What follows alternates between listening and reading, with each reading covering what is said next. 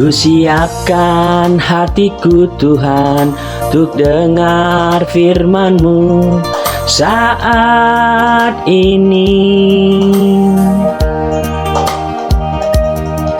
Ku sujud menyembah-Mu Tuhan, masuk hadirat-Mu saat ini. Curahkan urapan-Mu Tuhan bagi jemaat-Mu saat ini. Ku siapkan hatiku Tuhan untuk dengar firman-Mu.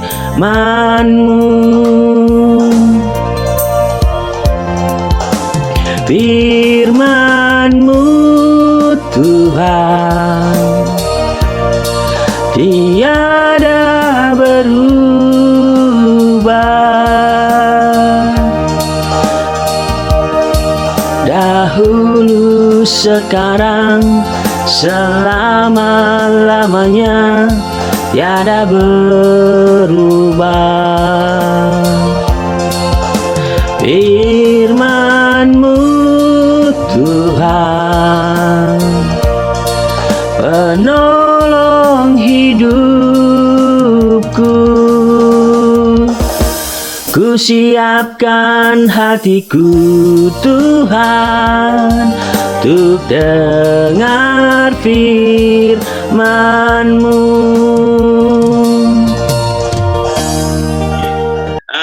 Hari ini saya mau sharing satu topik ya. Ini topik bagus sekali dan sebenarnya ini banyak panjang ya, jadi mungkin kita pecah-pecah. Nah, itu tentang pneuma ya, pneumatologi ya, pneumatologi ya, jadi roh, ilmu yang mempelajari tentang roh ya, tentu di sini roh Allah maksudnya ya, roh besar, bukan roh kecil ya. Nah, karena ada teologi, ya, ilmu yang mempelajari tentang Allah, ada kristologi tentang Kristus, ada eklesiologi tentang gereja, ya, ada tentang apa lagi ya, tentang akhir zaman ya, eskatologi, nah, banyak. Jadi hari ini kita tentang pneumatologi, ilmu tentang yang mempelajari akan Roh Kudus ya. Nah, pribadi ketiga Tritunggal.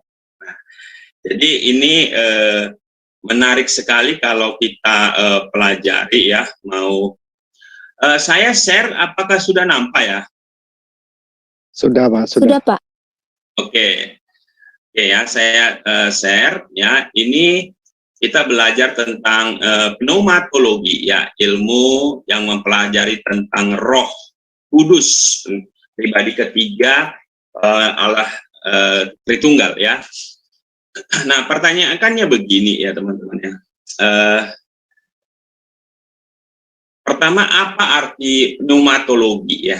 Itu seperti yang saya bilang tadi, itu ilmu atau studi yang mempelajari akan Allah Roh Kudus ya, pribadi ketiga dalam Allah Tritunggal, Bapa, Putra atau Anak, dan Roh Kudus. Jadi Allah Bapa, Putra, dan Roh Kudus. Kita menyebutnya itu Allah Bapa ya.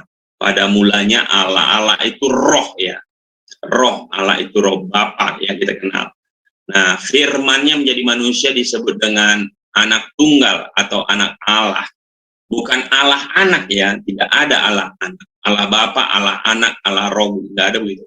Ya Allah Bapa, Putra atau Anak Allah, tidak ada Allah anak. Ya, jadi supaya jangan salah, supaya nanti jangan orang seberang bilang wah Allahnya tiga, ada Allah Bapa, Allah Anak, enggak begitu. Ya. Nah, yang ketiga itu adalah Roh Kudus ya, atau Roh Allah. Nah, jadi kita belajar tentang Bapa, Tuhan ya, teologi, kita belajar tentang kristologi, tentang anak. Tapi kita juga perlu belajar tentang pneumatologi atau Roh Kudus ya, karena dia juga Allah gitu. Nah, jadi kita kenapa perlu pelajari, karena dia bukan hanya sekedar kuasa, power, dunamos, dinamit, bukan. tapi dia pribadi, sama seperti Bapa, sama seperti anak. Makanya perlu kita cari tahu, ya, kita belajar, kita mengenal. Nah, dalam Matius 28 ayat 19-20 dikatakan begini, karena itu pergilah, jadikanlah semua bangsa muridku dan baptislah mereka dalam nama Bapa dan Anak dan Roh Kudus. Nah, dan ajarlah mereka melakukan segala sesuatu yang telah kuperintahkan kepadamu, dan ketahuilah, aku menyertai kamu senantiasa sampai akhir zaman. Perhatikan yang saya garis bawahi, Roh Kudus. Nah, berarti ada 3 pribadi di situ. Kalau kita membaptis dalam nama Bapa, Anak, dan Roh Kudus. Ini sama, sejajar. Adalah Allah juga Roh Kudus itu. Nah, yang menarik dikatakan begini, dan ajarlah mereka melakukan segala sesuatu yang telah kuperintahkan kepadamu, dan ketahuilah aku menyertai kamu senantiasa sampai pada akhir zaman. Aku di situ, karena ini yang berbicara adalah Tuhan Yesus, maka aku di situ pasti Tuhan Yesus. Waktu Tuhan Yesus mau naik ke surga, dia memerintahkan kepada murid-murid amanat agung. Tapi yang menarik, waktu Tuhan Yesus mau naik, nanti kan Tuhan Yesus di surga, aku akan menyediakan tempat buatmu dan aku akan datang kembali. Ya. Nah, setelah Tuhan Yesus naik ke surga, tapi dia bilang begini kepada murid-murid yang memberitakan firman Tuhan, aku menyertai kamu senantiasa sampai kepada akhir zaman. Loh, kan Tuhan Yesus sudah di surga. Waktu dia di bumi ya sama murid-murid, benar. Dia bersama murid-murid. Tapi waktu dia sudah naik ke surga, kan dia bilang dia naik ke surga. Tapi aku menyertai kamu senantiasa sampai kepada akhir zaman. Nah, kita keep dulu apa arti menyertai kamu senantiasa sampai kepada akhir zaman. Nah, sebelum saya lanjut nanti kita supaya supaya aktif, nanti teman-teman bantu ganti-gantian baca firman-nya ya, kalau saya ini ya. Nah, iya Pak. Kenapa perlu dipelajari? Nah, karena dia Tuhan, teman-teman. Pribadi ketiga Tritunggal yang dijanjikan Tuhan Yesus ya, saat akan naik ke surga. Nah, coba ada yang bisa baca Yohanes 14, 16, 17?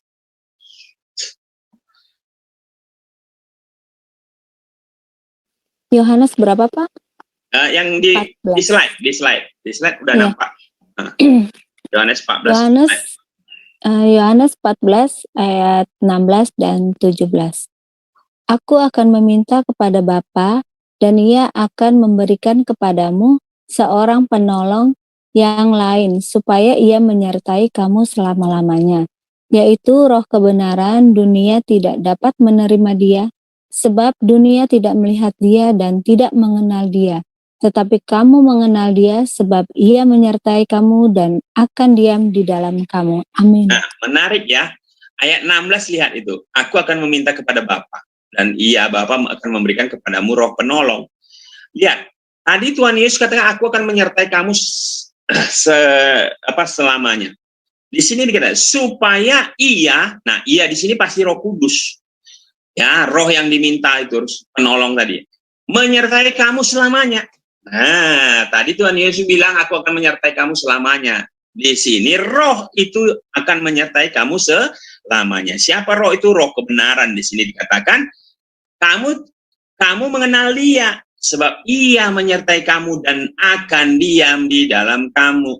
Kenapa Dia menyertai kita senantiasa selamanya? Karena Dia diam di dalam kita. Jadi yang menyertai kita selamanya sampai nanti Tuhan Yesus datang kali kedua adalah Roh Kudus, Roh penolong, Roh kebenaran. Ya. Nah, jadi teman-teman, Immanuel, Allah beserta kita. Siapa hari ini yang Allah beserta dengan kita? Roh Kudus. Karena Tuhan Yesus itu ya di surga. Tapi jangan bilang begini loh, kalau begitu beda-beda ya Tuhannya 3 ya. Ya, pribadinya memang berbeda, tapi Tuhan kita itu Ehad, Esa, ya. Nah, nanti jadi kalau teman-teman ditanya sama siapapun bisa mempertanggungjawabkan iman kita, bisa berkata ya Tuhan Maha Hadir itu ya karena Dia Roh. Ya. Nah, lalu Yohanes 16 ayat 8 sampai 11, ada yang bisa baca? Yohanes 16 ayat 8. Dan kalau Ia datang, Ia akan menginsafkan dunia akan dosa, kebenaran dan penghakiman. akan dosa karena mereka tetap tidak percaya kepadaku, akan kebenaran karena aku pergi kepada Bapa dan kamu tidak melihat aku lagi, akan penghakiman karena penguasa dunia ini telah dihukum. Amin. Nah, menarik sekali ya. Dan kalau ia datang, itu roh kebenaran, roh penolong, roh kudus, ia akan mengisapkan dunia akan dosa, ya. Dunia akan menyadari akan dosa, mengerti kebenaran, dan penghakiman akan dosa karena mereka tetap tidak percaya kepadaku. Jadi waktu Tuhan Yesus ada di bumi ini, memang banyak orang percaya. Tapi lebih banyak orang tidak percaya, teman-teman, Bapak Ibu. Nah, jadi tugas itulah yang diberikan selanjutnya diteruskan oleh Roh Kudus. Roh Kuduslah yang akan menginsapkan dunia. Maka menarik, kenapa kita ini bisa percaya kepada Tuhan Yesus sebagai Tuhan dan Juru Selamat? Sebenarnya bukan karena kuat dan gagah kita, teman-teman. Tapi inisiatifnya datang dari Tuhan, yaitu melalui Roh Kudus yang memberikan benih firman itu. Benih ya, modal. Sehingga ketika firman ditabur, iman timbul dari pendengaran akan firman Tuhan. Tapi inisiatifnya adalah karena kasih karunia Tuhan melalui Roh Kudus. Tanpa itu sebenarnya kita nggak mengerti, nggak bisa kita datang kepada Tuhan. Karena kita ini berdosa, kita ini mati secara rohani. Kita tidak bisa mengenal kebenaran. Nah, makanya jangan heran, orang banyak di luar sana yang masih belum percaya kepada Tuhan Yesus, ya, yang belum mendapatkan kasih kemurahan Tuhan. Berapa kali pun kita beritakan firman Tuhan, kalau Tuhan belum memberikan kasih kemurahannya, maka mereka akan belum percaya kepada Tuhan. Ya, nah posisi ini membuat kita menyadari tidak boleh sombong, ya, tapi malah kita memiliki kasih kemurahan beban kepada orang jiwa-jiwa yang masih terhilang, ya. Nah, pertama kenapa Roh Kudus disebut dengan Allah? Nah, tadi di Matius 28, 19, 20 dijelaskan bahwa Roh Kudus itu sejajar, setara dengan Bapa dengan Anak. Nah, pertanyaannya kenapa Roh Kudus disebut Allah? Loh, Roh Kudus itu apa? Allah juga. Nah, ya. Karena Alkitab menyatakan bahwa dia adalah Tuhan yang bisa kita lihat dari. Nah, Roh Kudus itu Tuhan atau Allah, kita bisa lihat dari mana sih? Pertama, ya Alkitab mengatakannya dia memang Tuhan, Allah. Lalu kita bisa melihatnya dari sifat-sifat Roh Kudus yang hanya dimiliki oleh Allah. Jadi, sifat-sifat Allah itu, ya, yang hanya bisa dimiliki oleh Allah, itu juga dimiliki oleh Roh Kudus. Nah, sifat-sifat Allah hanya bisa dimiliki oleh Allah. Jadi kalau Roh Kudus memiliki sifat-sifat itu, berarti dia juga adalah Allah. Nah, sifat-sifat seperti apa? Nah, pertama, Roh Kudus itu Maha Tahu. Ya, Maha Tahu, omniscient, ya, Maha Tahu. Nah, coba bisa dibaca 1 Korintus 2, 10, 11.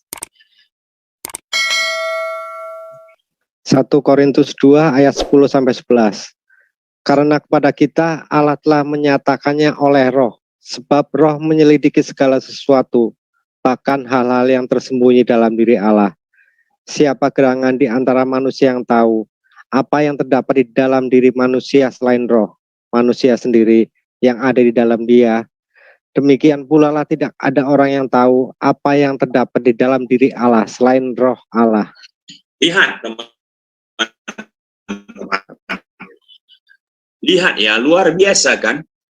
Jadi kita ketuhanan kita itu luar biasa dahsyat, teman. Ya, 3 pribadi dalam satu esensi, satu hakikat ini itu menjawab semua hal atau lubang-lubang pertanyaan atau hal-hal yang misteri yang tidak mungkin terpahami. Ya, Tuhan kita, Allah kita itu Roh, ya. Dia punya firman, dia juga punya Roh. Beda dengan Allah lain, ya, Allah lain katakan zat, ya sudah, titik, zat, tidak boleh definisikan, diserupakan, disamakan, tidak boleh. Ya percaya saja. Nah, Allah kita tidak seperti itu. Allah kita maha tahu. Loh, maha tahunya bagaimana? Kalau coba, oh Allah itu zat, ya zat, gimana zat itu ceritanya? Nah, kalau kita tidak, Allah kita maha tahu. Kenapa? Karena dia memiliki roh. Nah, sama seperti kita, siapa yang tahu diri saya? Pertama Tuhan, yang kedua saya, karena roh saya yang berbicara tentang diri saya. Tapi yang paling tahu sekali tentu Tuhan.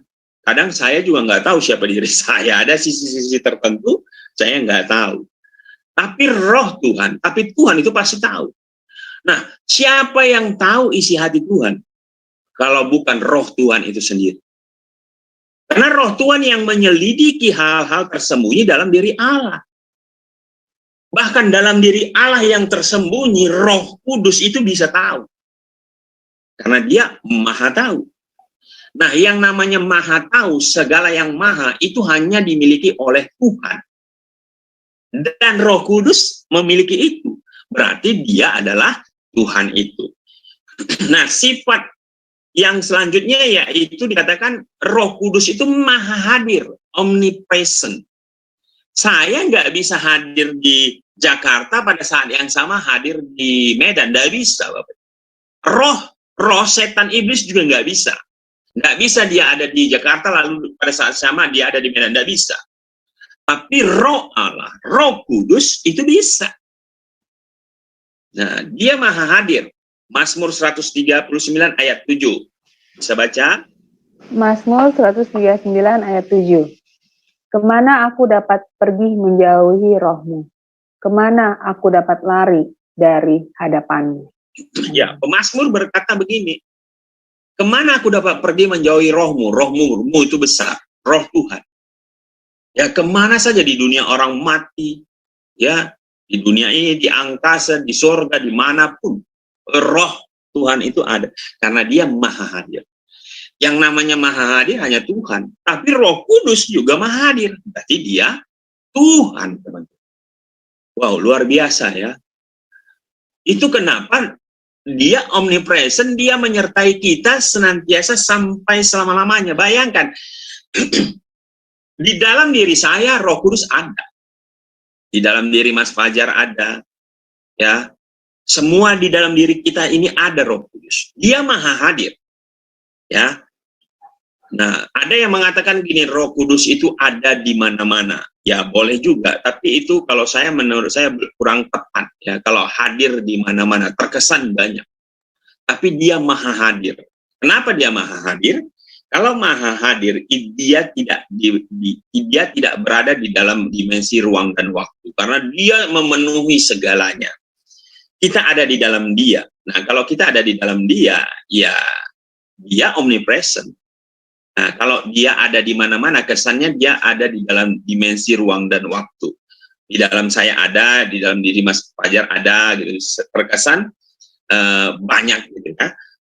Padahal tidak seperti itu. Dia di luar dimensi ruang dan waktu. Kita ada di dalam dia, tapi dia juga sekaligus ada di dalam diri kita. Itulah hebatnya Tuhan kita. Nah, Roh Kudus itu juga maha kuasa ya. Allah perkasa, El Gibor, maha kuasa, El Shaddai. Ya, Roma 15 ayat 19. Roma 15 ayat 19, oleh kuasa tanda-tanda dan mukjizat-mukjizat dan oleh kuasa roh, demikianlah dalam perjalanan keliling dari Yerusalem sampai ke Lirikum, aku telah memberitakan sepenuhnya Injil Kristus. Amin.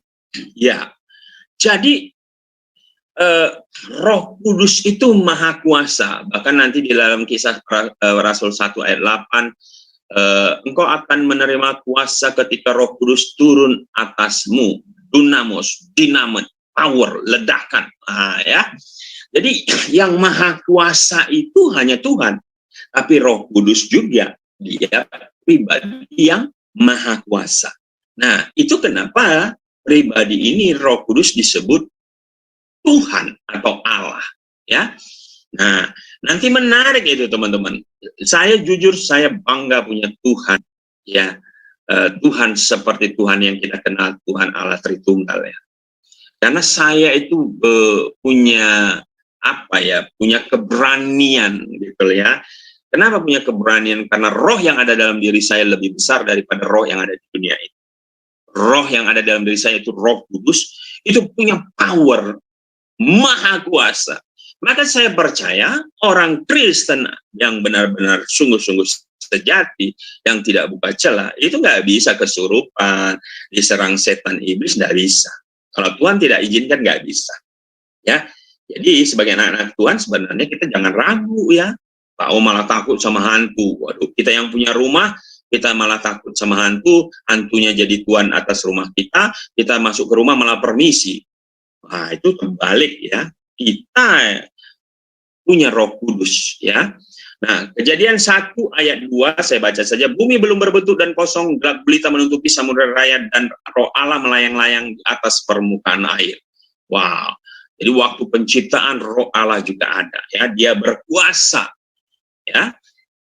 Nah, kedua itu Roh Kudus mengerjakan pekerjaan-pekerjaan ilahi. Jadi tadi teman-teman, Roh Kudus itu punya sifat-sifat ilahi, sifat-sifat Allah, maka dia disebut Tuhan. Tapi Roh Kudus juga, kenapa dia disebut Tuhan?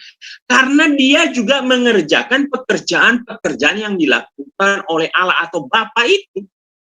Nah, contohnya apa? Ya, Roh Kudus berkarya dalam penciptaan. Nah, Kejadian 1, 26, 27.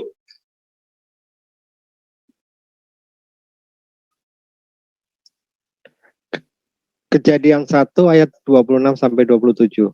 Berfirmanlah Allah, baiklah kita menjadikan manusia seturut gambar dan rupa kita, supaya mereka berkuasa atas ikan-ikan di laut dan burung-burung di udara, dan atas ternak, dan atas seluruh bumi, dan atas segala binatang melata yang merayap di bumi.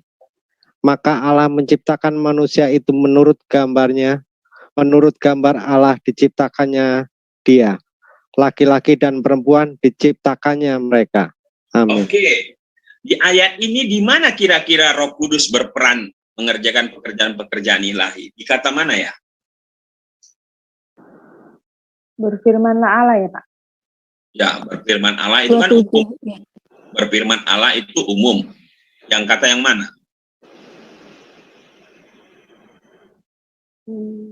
Baiklah. Kita menjadikan manusia. Iya, kita disitulah yang menunjukkannya itu plural ya. Di situ ada Roh Kudus.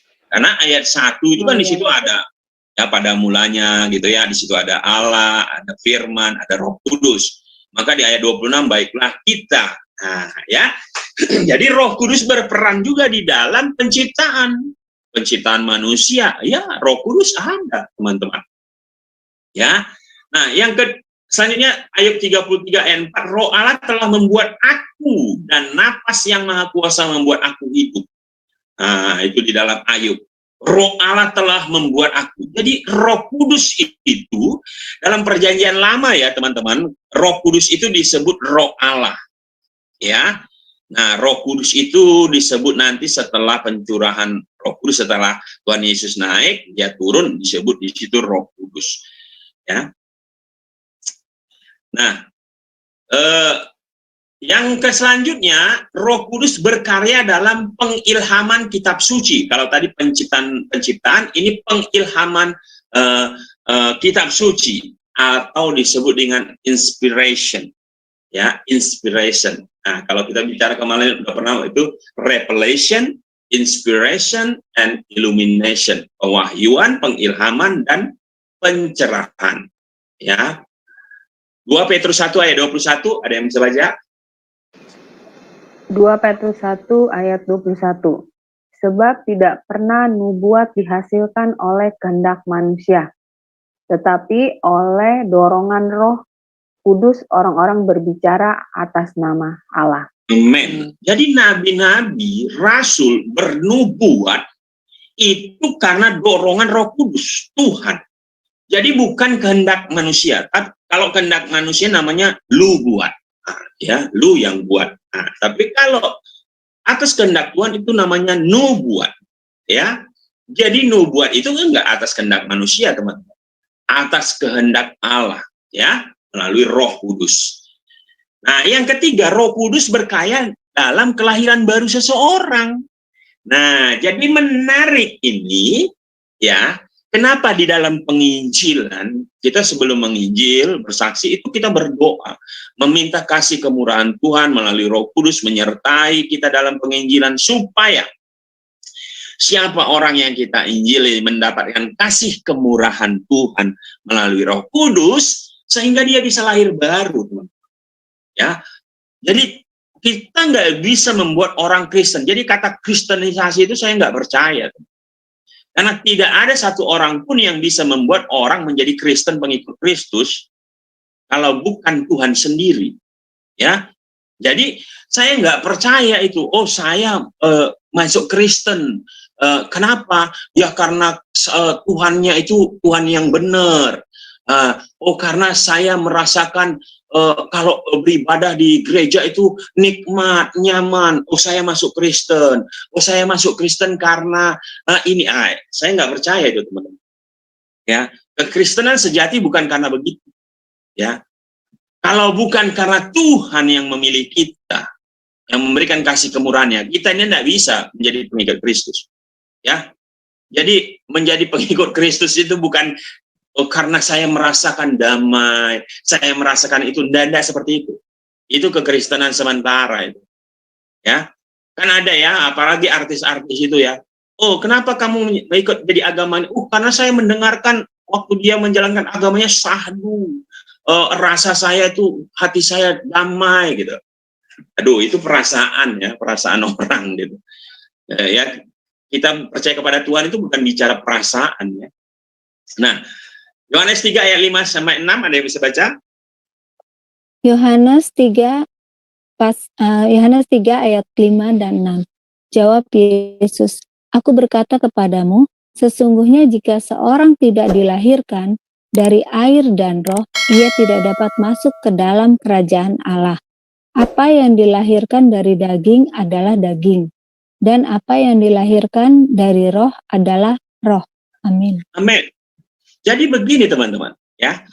Dikatakan begini, aku berkata kepadamu, sesungguhnya jika seorang tidak dilahirkan dari air dan roh, ia tidak dapat masuk ke dalam kerajaan Allah.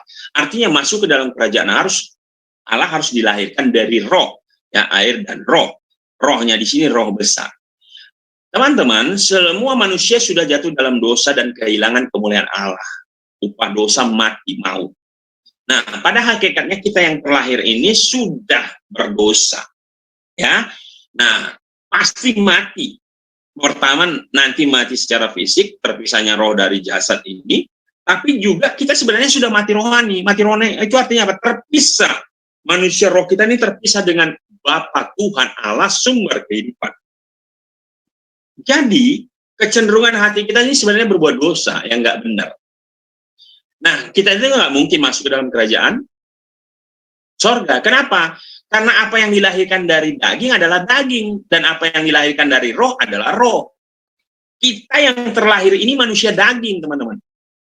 Yang sudah mati rohani, yang akan menuju kematian fisik, yang pada akhirnya akan mati kekal. Tapi, kalau Anda mau masuk ke dalam kerajaan Allah, Anda harus dilahirkan kembali. Tidak bisa manusia yang dilahirkan dari keinginan daging ini, tidak bisa. Dari keinginan daging bapak mama kita tidak bisa, teman-teman.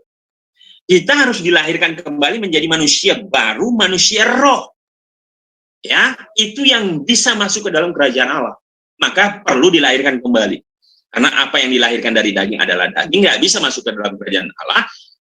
Tetapi apa yang dilahirkan dari roh adalah roh. Dilahirkan dari roh besar di situ. Roh Kudus adalah roh. Makanya kita ini adalah sebenarnya manusia roh yang memiliki jiwa yang tinggal di dalam daging. Ya, kita ini manusia roh, teman-teman. Ya, yang memiliki jiwa yang tinggal di dalam daging fisik ini. Nah, makanya kita bisa masuk ke dalam kerajaan Allah. Kenapa? Karena kita sudah dilahirkan kembali, bukan dari keinginan daging, bapak mama kita, tapi oleh keinginan roh. Inisiatifnya dari Tuhan, dari Roh Kudus. Itulah disebut dengan kelahiran baru. Ketika kita bertobat, menyadari dosa-dosa kita, kita membutuhkan Tuhan Yesus sebagai Tuhan dan Juru Selamat, kita mengakui Yesus sebagai Tuhan dan Juru Selamat pribadi kita, satu-satunya, dan kita berjalan di dalam tuntunannya, kebenaran firman-Nya. Kita lahir baru. Ya. Nah, pada saat itulah roh kita kembali dilahirkan, diregenerasi, ya, dilahirkan kembali menjadi ciptaan baru. Nah, inilah pribadi yang sudah punya hubungan kembali dengan Bapa sumber kehidupan. Nah, tadinya terputus, manusia rohaninya mati, sekarang dihidupkan kembali. Nah, ini adalah inisiatif pekerjaan Roh Kudus. Gitu loh, ya. Nah, yang ketiga, Roh Kudus setara dengan Allah Bapa dan Putra. Nah, kenapa Roh Kudus disebut dengan Tuhan? Karena dia setara, teman-teman.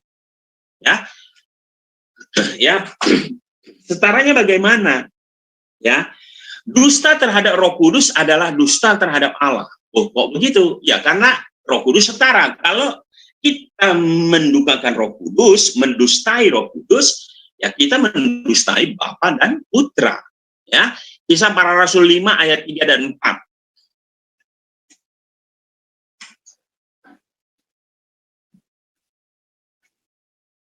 Ada yang bisa baca? Kisah Para Rasul 5 ayat 3 dan 4.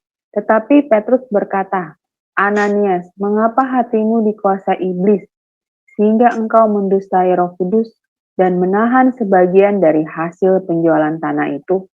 Selama tanah itu tidak dijual, bukankah itu tetap kepunyaanmu? Dan setelah dijual, bukankah hasilnya itu tetap dalam kuasamu? Mengapa engkau merencanakan perbuatan itu dalam hatimu? Engkau bukan mendustai manusia, tetapi mendustai Allah. Amin. Lihat ayat 3 ya teman-teman. Di situ dikatakan mendustai Roh Kudus. Ayat 4 terakhir mendustai siapa? Allah. Jadi Roh Kudus itu adalah Allah, teman-teman. Ya, ini kan berbicara tentang Ananias Safira menjual tanahnya, ya. Lalu dia menyembunyikan sebagian. Maka dia mati pada saat itu juga, Ananias dan istrinya. Nah, ketika kita mendustai Roh Kudus, sebenarnya kita mendustai Allah. Ya, karena Roh Kudus itu sama, setara dengan Bapa dan Putra. Ya, jadi teman-teman harus menyadari Roh Kudus itu Tuhan, ya. Jadi bukan hanya sekedar oh dia kuasa, power dan dia juga pribadi, dan pribadi inilah yang menyertai kita hari ini, teman-teman, sampai nanti Yesus datang kali kedua. Ya, jadi alangkah sedih lucunya kalau ternyata Roh Kudus itu menyertai kita, ada di dalam diri kita dan kita ada di dalam Dia, kita bersama Dia setiap hari, tapi kita tidak bergaul dengan Roh Kudus.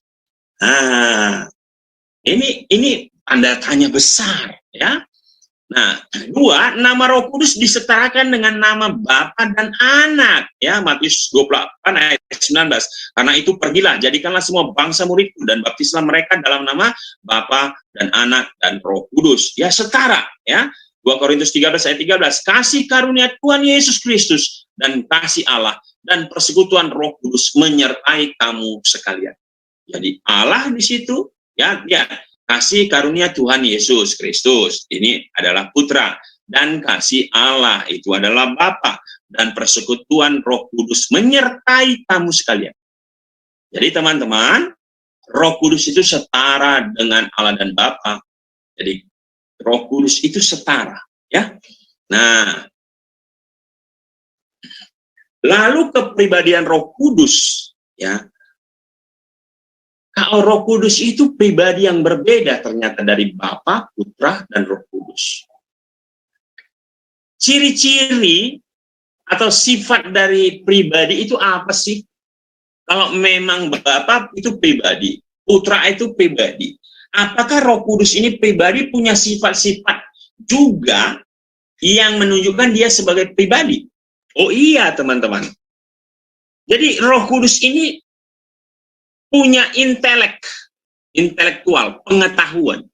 Dia punya kehendak, keinginan, tapi dia juga punya perasaan.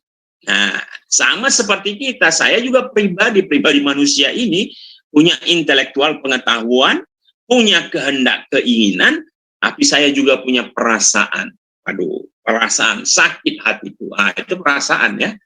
Nah, ya, dan perasaan di mana ketiga sifat ini membuktikan kepribadian Roh Kudus. Ya. Pertama, intelek, pengetahuan. Ya, 1 Korintus 2 ayat 10. Ada yang bisa baca?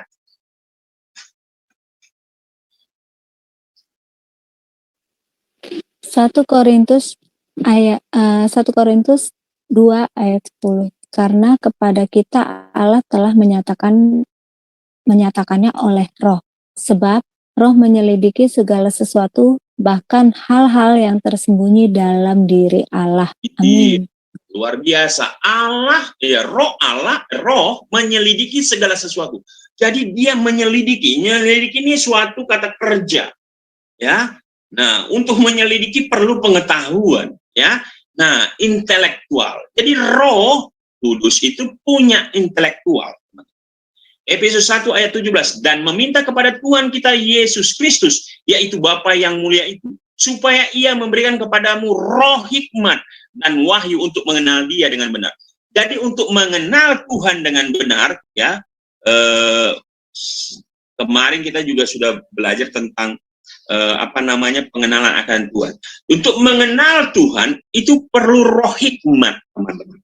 Roh wahyu. Nah, itu hanya ada di dalam diri Tuhan melalui juga disebut dengan Roh Kudus. Nah, jadi Roh Kudus itu punya intelektual, memberikan roh hikmat dan roh wahyu. Ya. Nah, Yohanes 14 ayat 26, tetapi penghibur, siapa itu Roh Kudus yang akan diutus Bapa dalam namaku, dialah yang akan mengajar segala sesuatu kepadamu dan akan mengingatkan kamu akan semua yang telah kukatakan kepadamu. Perhatikan, dia roh penghibur Roh Kudus ini akan mengajar kita akan segala sesuatu kepada kita, ya. Mengingatkan bahkan apa yang pernah telah dikatakan oleh Tuhan Yesus waktu dia datang ke bumi ini. Jadi teman-teman, Roh Kudus yang ada dalam diri kita itulah yang akan membantu kita mengajar, mengingatkan apa-apa yang perlu kita katakan waktu kita bersaksi menginjil, teman. Aduh, saya nggak hafal ayat firman Tuhan waktu saya bersaksi menginjil. Pertama, teman-teman, tentu kita harus suka baca firman. Murid Tuhan Yesus, anak Tuhan, nggak suka baca firman Tuhan, aneh. Kalau hanya mengandalkan di gereja yang 1-2 jam, khotbahnya mungkin 1 jam, Anda nggak akan banyak, ya, mengenal firman Tuhan. Tapi waktu kesendirianmu, saat teduhmu membaca firman Tuhan, disitulah Tuhan akan berikan, Roh Kudus akan iluminasikan, memberikan pencerahan, pengertian akan firman. Nah, mungkin kita nggak ingat, saya juga termasuk orang yang susah menghafal, ya teman-teman. Saya lebih cenderung kepada logika. Menghafal saya susah. Sehingga saya kadang-kadang, aduh, nanti gimana ya, gimana? Nah, tapi percayalah, ketika Roh Kudus yang menyertai kita selama-lamanya itu, ya, itu yang akan mengingatkan kita, mengajar kita waktu kita bersaksi, apa ya yang harus kukatakan, ya. Ayat apa, dari kitab apa, pasal apa, firman apa, yang harus kukatakan sama orang ini kalau dia bertanya ini. Gitu lah. Ya. Nah, Roh Kudus itu punya intelektual, punya pengetahuan, hikmat. Ya, jadi jangan takut. Orang Kristen, anak-anak Tuhan jangan takut bersaksi, ya. Pasti Tuhan tolong. Nah, yang kedua apa? Kehendak. 1 Korintus 12 ayat 11. Tetapi semuanya ini dikerjakan oleh Roh yang satu dan yang sama, yang memberikan karunia kepada tiap-tiap orang secara khusus seperti yang dikehendakinya. Jadi, Roh Kudus itu punya kehendak, keinginan. Sama, kita ini juga punya kehendak, keinginan, mau ngapain. Roh Kudus juga punya. Ya, dia pribadinya itu punya kehendak, keinginan. Ya, jadi Tuhan melalui Roh Kudus pasti punya kehendak, keinginan buat kita anak-anaknya hidup benar, hidup saleh, ya, hidup sejahtera, damai sejahtera, sukacita dan sebagainya. Roh Kudus yang akan menolong, membantu kita.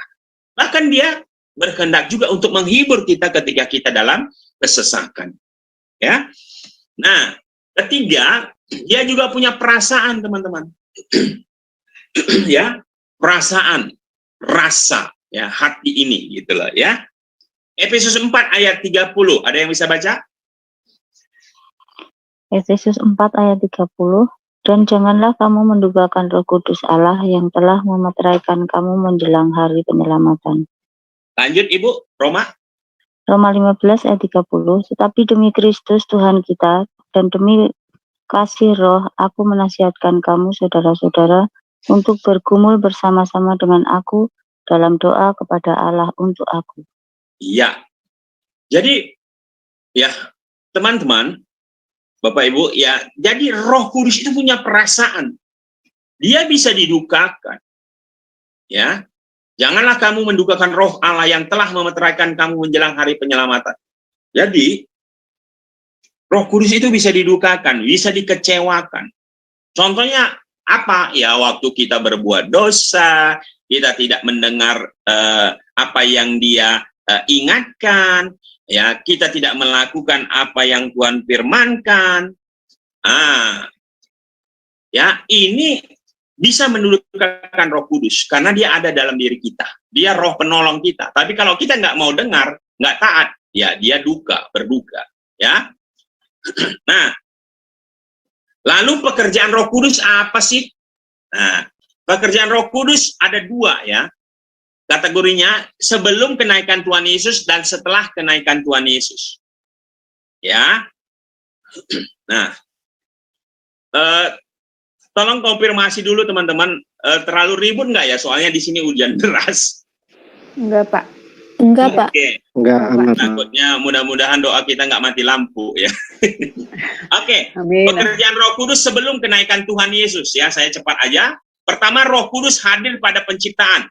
Ya, Kejadian 1 ayat 2. Jadi sebelum kenaikan Tuhan Yesus, Roh Kudus hadir dalam penciptaan, teman-teman. Ya, nanti bisa dibaca saja. Yang kedua, Roh Kudus menaungi orang-orang pada perjanjian lama dan memberi mereka karunia khusus untuk bernubuat. Jadi bedanya teman-teman, dalam perjanjian lama, Roh Kudus itu atau Roh Allah itu hanya menghinggapi seseorang itu sesional, artinya waktu-waktu tertentu saja ketika seseorang itu mau dipakai Tuhan dalam pengutusan. Ya, setelah itu ya Roh Allah pergi. Atau kalau orang itu sudah tidak diperkenan Allah lagi, Roh Allah pergi. Contoh, Saul ketika dipakai Tuhan ya Roh Allah turun. Tapi waktu Saul sudah tidak setia, Roh Allah undur diri.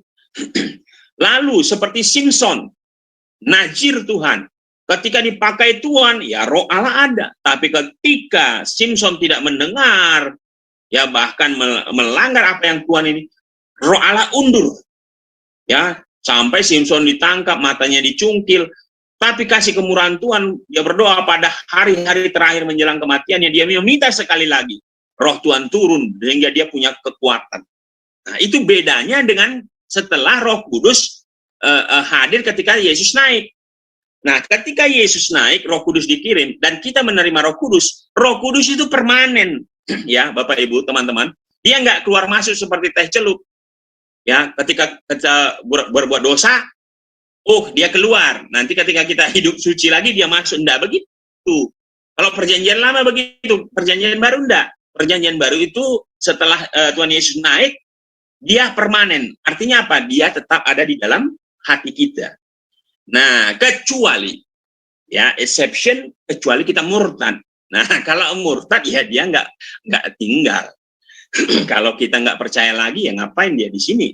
Ya, tapi selagi kita percaya pada Tuhan Yesus, dia tetap ada. Karena itu yang dijanjikan. Karena Roh itu diutus kepada kita orang percaya.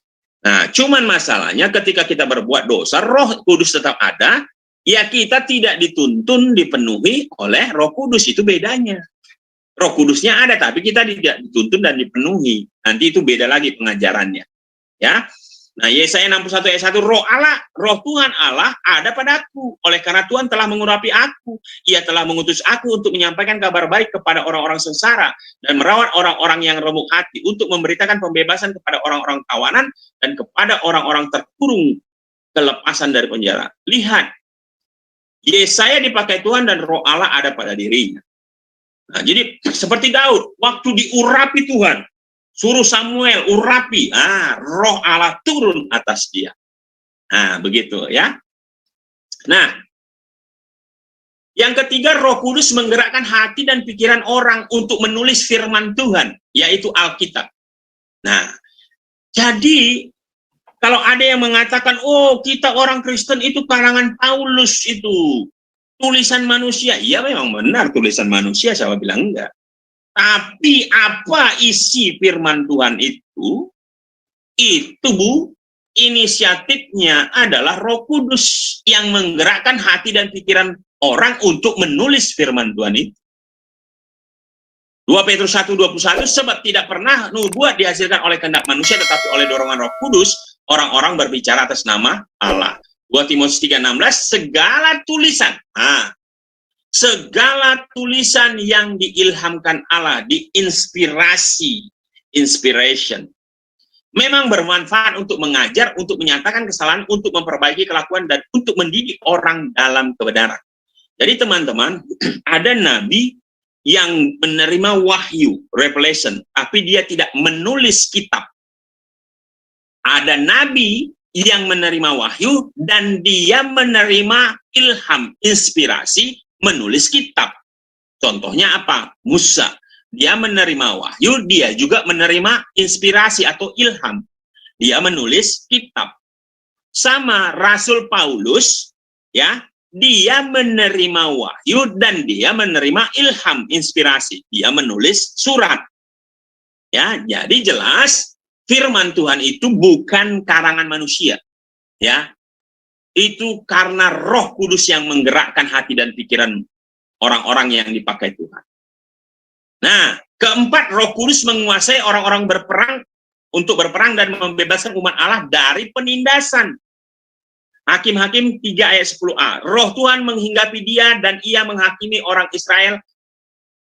Ia maju berperang. Lihat ya, Roh Tuhan menghinggapi.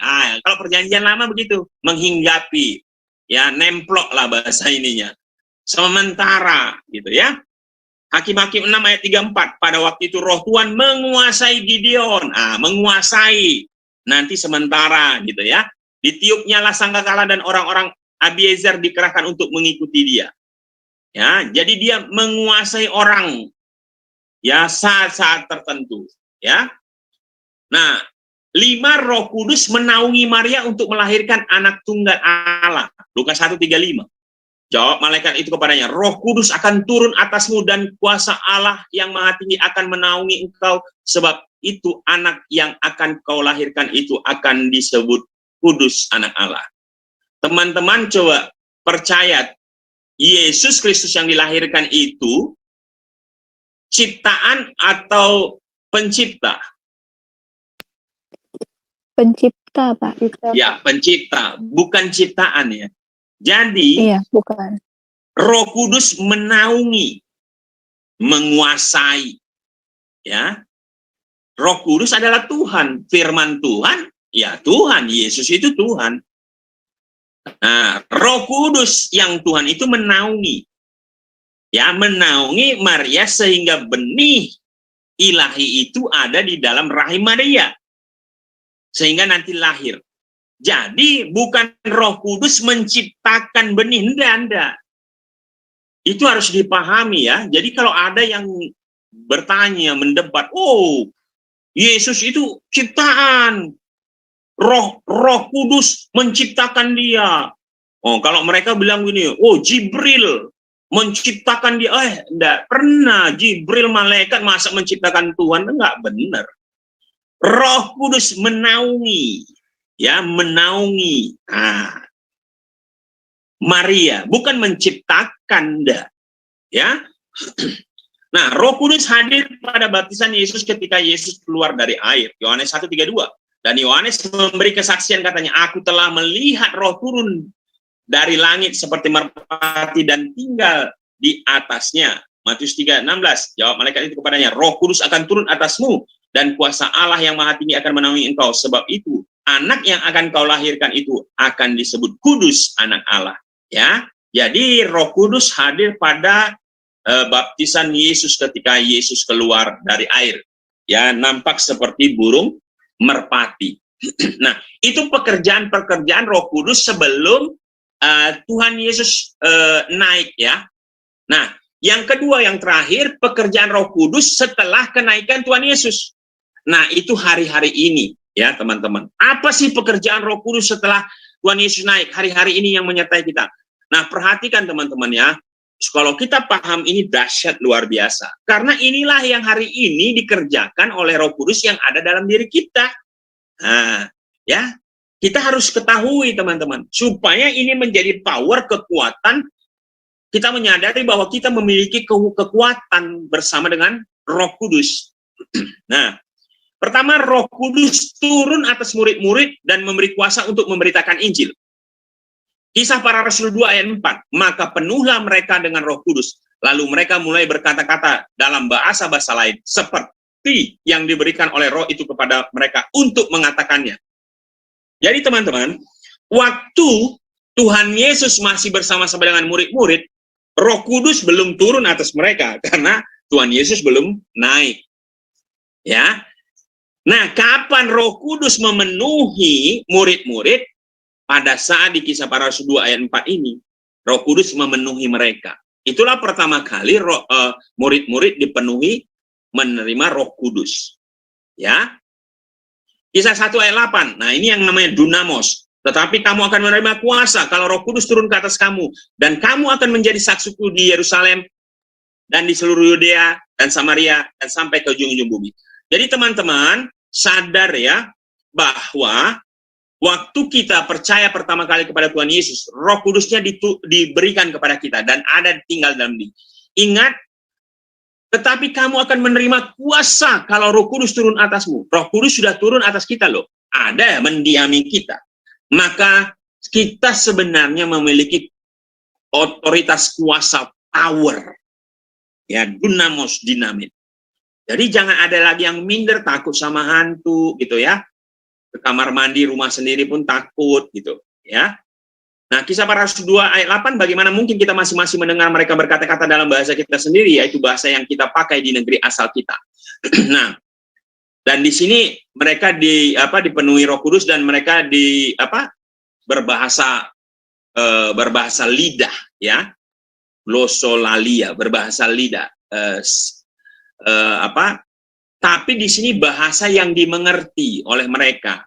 Makanya mereka mengatakan bahasa yang kita pakai di negeri asal kita, di Elam, Kapadokia, di Arab, di Pamfilia dan sebagainya.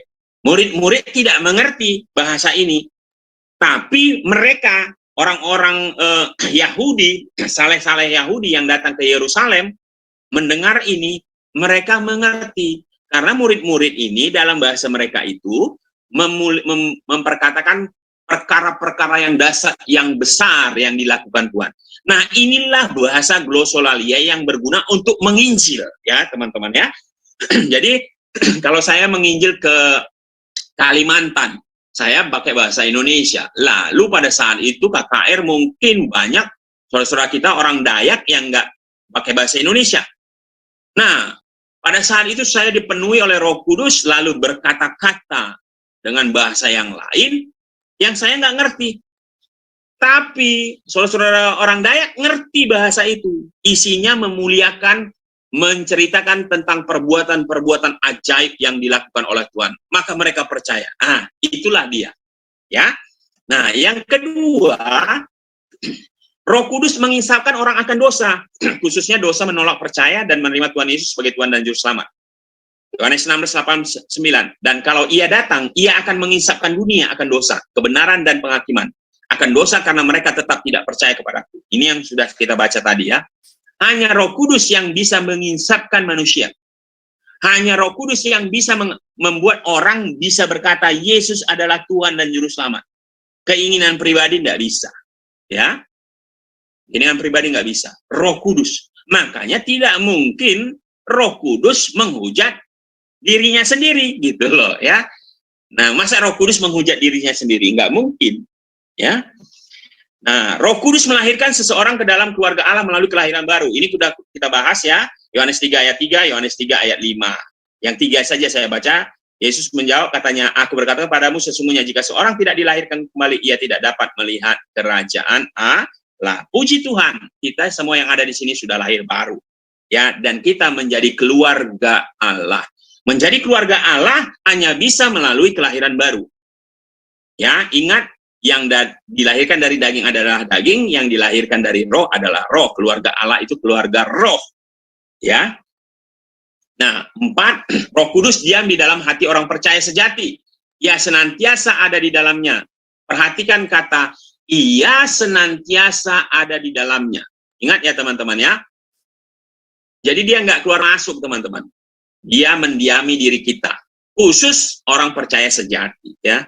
Orang nggak percaya sejati ya belum tentu dia lahir baru ya. Belum. Pasti Roh Kudus tidak ada. 1 Korintus 6 ayat 19, Yesus menjawab katanya, aku berkata kepadamu sesungguhnya jika seorang tidak dilahirkan kembali, ia tidak dapat melihat kerajaan Allah. Ya, ini bukan ini salah ini ya, atau ini ya, bentar. 1 Korintus 6, 19 ya. 1 Korintus 6, 19 ini,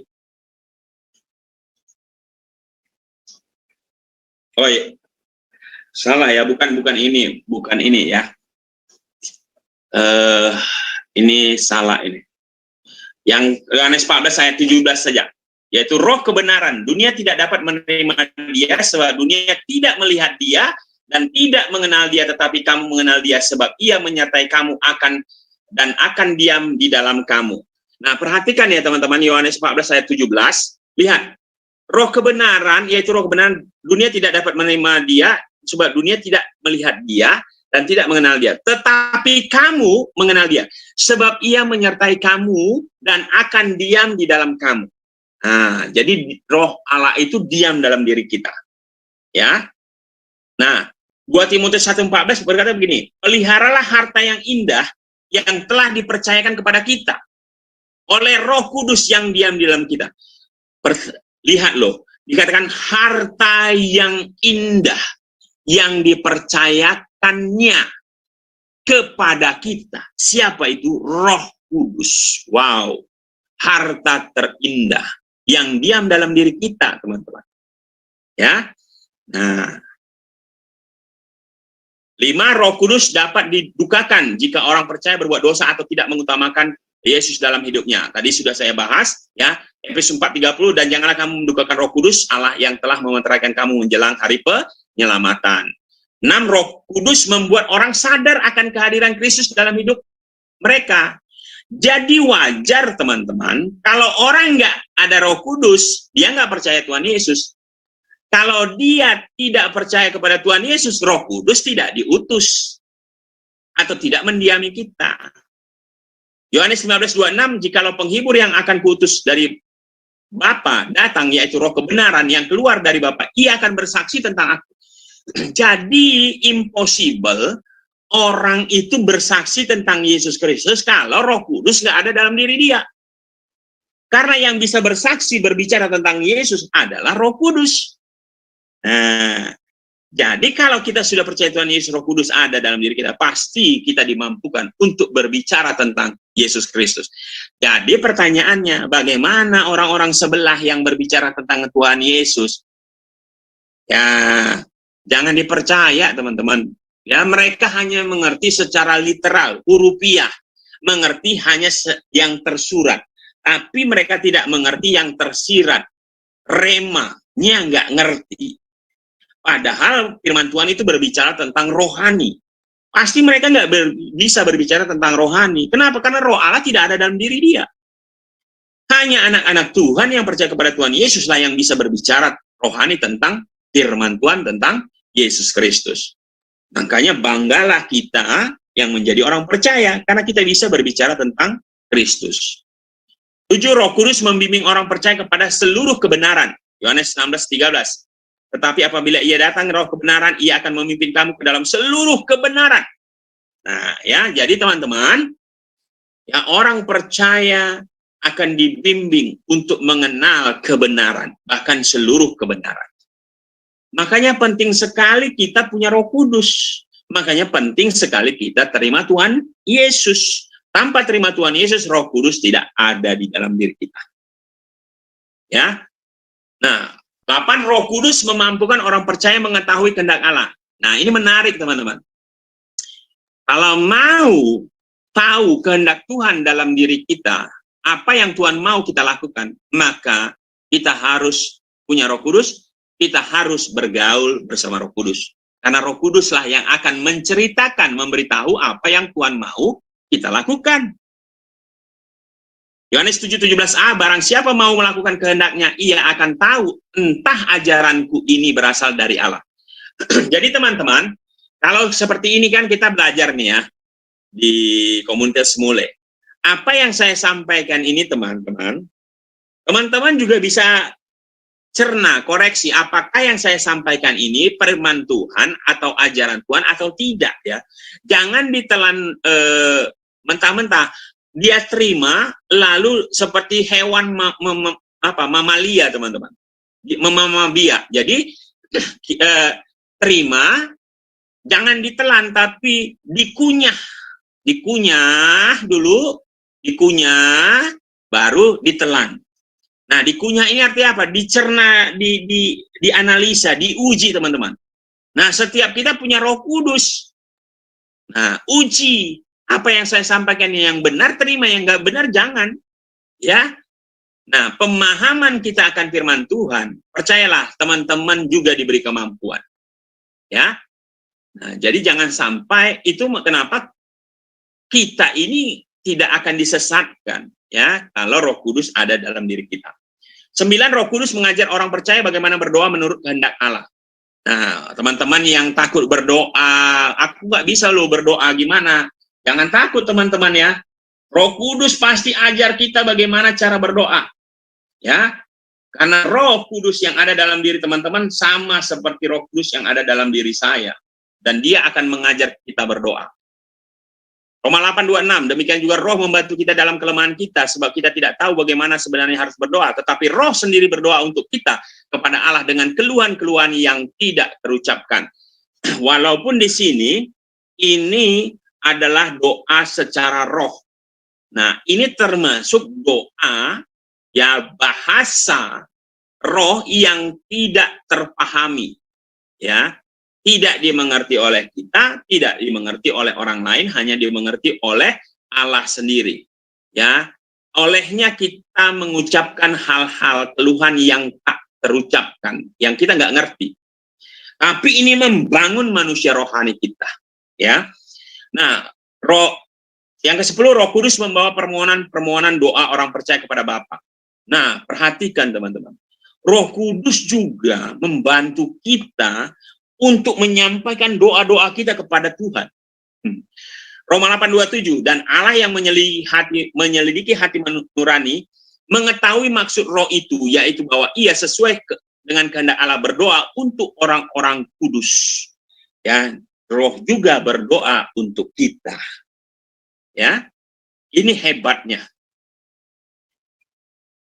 11, Roh Kudus adalah penghibur orang percaya dalam masa kesesakan. Bapak Ibu, kalau teman-teman ya ada dalam masa kesesakan, tertekan, masuk dalam saat teduhmu, punya hubungan intim dengan Tuhan, dengan Roh Kudus, Dia yang akan menghiburmu. Engkau tidak sendiri. Ya, Dia Roh penghibur, Dia Roh penolong. Engkau tidak sendiri. Ya, ayatnya sudah kita baca tadi. 12, Roh Kudus memberikan kemenangan atas dosa bagi orang-orang percaya jika mereka membiarkan Dia memimpin hidup mereka. Teman-teman, Dia juga Roh penolong, ya, yang akan memberi kemenangan kepada kita. Asal kita taat. Ingat, dipenuhi Roh Kudus, ya, dipimpin Roh Kudus, syaratnya itu taat. Nah, maka ketika kita mau dipimpin Roh Kudus, maka Dia akan memberikan kemenangan. Roma 8 ayat 2, Roh yang memberi hidup telah memerdekakan kamu dalam Kristus dari hukum dosa dan hukum maut. Ya, ya pasti. Ingat, orang yang sudah lahir baru, dia berpindah dari budak dosa, budak iblis, menjadi hamba Tuhan. Tadinya, waktu kita belum percaya kepada Tuhan, kita ini budak dosa, budak iblis. Kita mau berbuat benar nggak bisa, yang salah kita lakukan. Tapi setelah kita percaya Tuhan Yesus, kita hamba Tuhan, dibeli lunas dengan darahnya, maka kita dimerdekakan. Maka kita tidak jadi budak dosa lagi. Jadi kita enggak dikuasai dosa, oh lakukan ini, berdosa, enggak. Kita melakukan dosa itu sadar ya, karena kita memang sadar kita lakukan, kita menentang, kita lakukan. Padahal Roh Kudus ingat, jangan. Tapi kita tentang itu, kita sadar. Ya, beda waktu kita belum percaya, kita berbuat dosa aja terus. Namanya budak dosa. Tapi waktu kita menjadi hamba Allah, kita bukan budak dosa. Kita berbuat dosa, tidak buat dosa, kita yang tentukan keputusan kita. Nah, tapi tentu karena Roh Kudus ada, kita diingatkan untuk tidak berbuat dosa, supaya kita menang atas dosa. Roma 8 ayat 4, supaya tuntutan hukum Taurat digenapi di dalam kita, yang tidak hidup menurut daging, tetapi menurut roh. Ingat, kalau roh kita kuat, daging kita ikut ya, lemah ya. Tapi kalau daging kita yang kuat, ya roh kita penurut, ya kita akhirnya berbuat dosa. Nah, jadi kita manusia roh yang memiliki jiwa yang hidup dalam daging. Makanya kita harus dipimpin oleh Roh Kudus. Ya. Terakhir 13, Roh Kudus akan menghasilkan buah dalam kehidupan orang percaya. Nah, buah-buah pertobatan, teman-teman, ya, inilah dia. Kalau orang dipimpin Roh Kudus, maka Roh Kudus akan memberikan buah, ya, buah roh, ya, buahnya itu 1, tapi 9 rasanya, atau 9 apa dibilangnya? Orang bilang sih satu buahnya tapi 9 rasanya, satu buah satu buah 9 apanya, saya lupa lagi itu. Jadi dia karena dari roh yang sama ya, dari roh yang sama ya, tetapi buah roh, nah, bukan buah roh ya, buah roh ialah kasih, sukacita, damai sejahtera, kesabaran, kemurahan, kebaikan, kesetiaan, kelemah lembutan, penguasaan diri. Tidak ada hukum yang menentang hal itu. Jadi, orang yang dipimpin Roh Kudus akan menghasilkan buah roh. Ya, perbuatan-perbuatan yang baik. Ya, yang dirasakan. Inilah buah pertobatan, teman-teman. Jadi, enggak ada istilahnya begini, oh sekali selamat sudah pasti selamat, lalu kita tidak berbuah. Enggak, harus berbuah, teman. Hidup di dalam Tuhan, tinggal di dalam pohon itu supaya kita bisa berbuah. Kalau kita tidak tinggal dalam pohon, melekat dalam pohon itu, kita nggak bisa berbuah. Atau kalau kita tinggal di dalam pohon tapi tidak, kita melekat dalam pohon tapi kita tidak berbuah, ya dipotong. Nah, jadi tidak ada istilah setelah bertobat, ya sudah anteng-anteng aja, udah pasti selamat. Nggak bisa, teman-teman. Ya, kita harus menghasilkan buah. Buah hasil dari pertobatan kita. Ya, itu saja yang bisa saya sampaikan. Mari kita berdoa. Bapak, terima kasih. Hamba-Mu mengucap syukur Tuhan untuk session pneumatologi yang kami pelajari pada malam ini, Tuhan. Terima kasih hamba-Mu telah menyampaikan apa yang perlu disampaikan Tuhan, ya Allah Roh Kudus, karena tanpa Engkau Tuhan, aku tidak memiliki kemampuan apa-apa. Berkati setiap kami yang sudah mendengar, saudara-saudara kami yang ada di rumah maupun yang ada di YouTube, siapapun yang mendengar, bahkan nanti yang mendengar, biarlah terberkati atas session pengajaran kami. Terima kasih Bapak, segala puji hormat dan kemuliaan hanya bagi nama-Mu, di dalam nama Tuhan Yesus, kami sudah berdoa dan mengucap syukur. Haleluya, amin. Amin. Amin. Ya, silakan siapa yang mau bertanya, barangkali ada yang belum. Saya. Ya. Ya, salam Pak Yubinsu.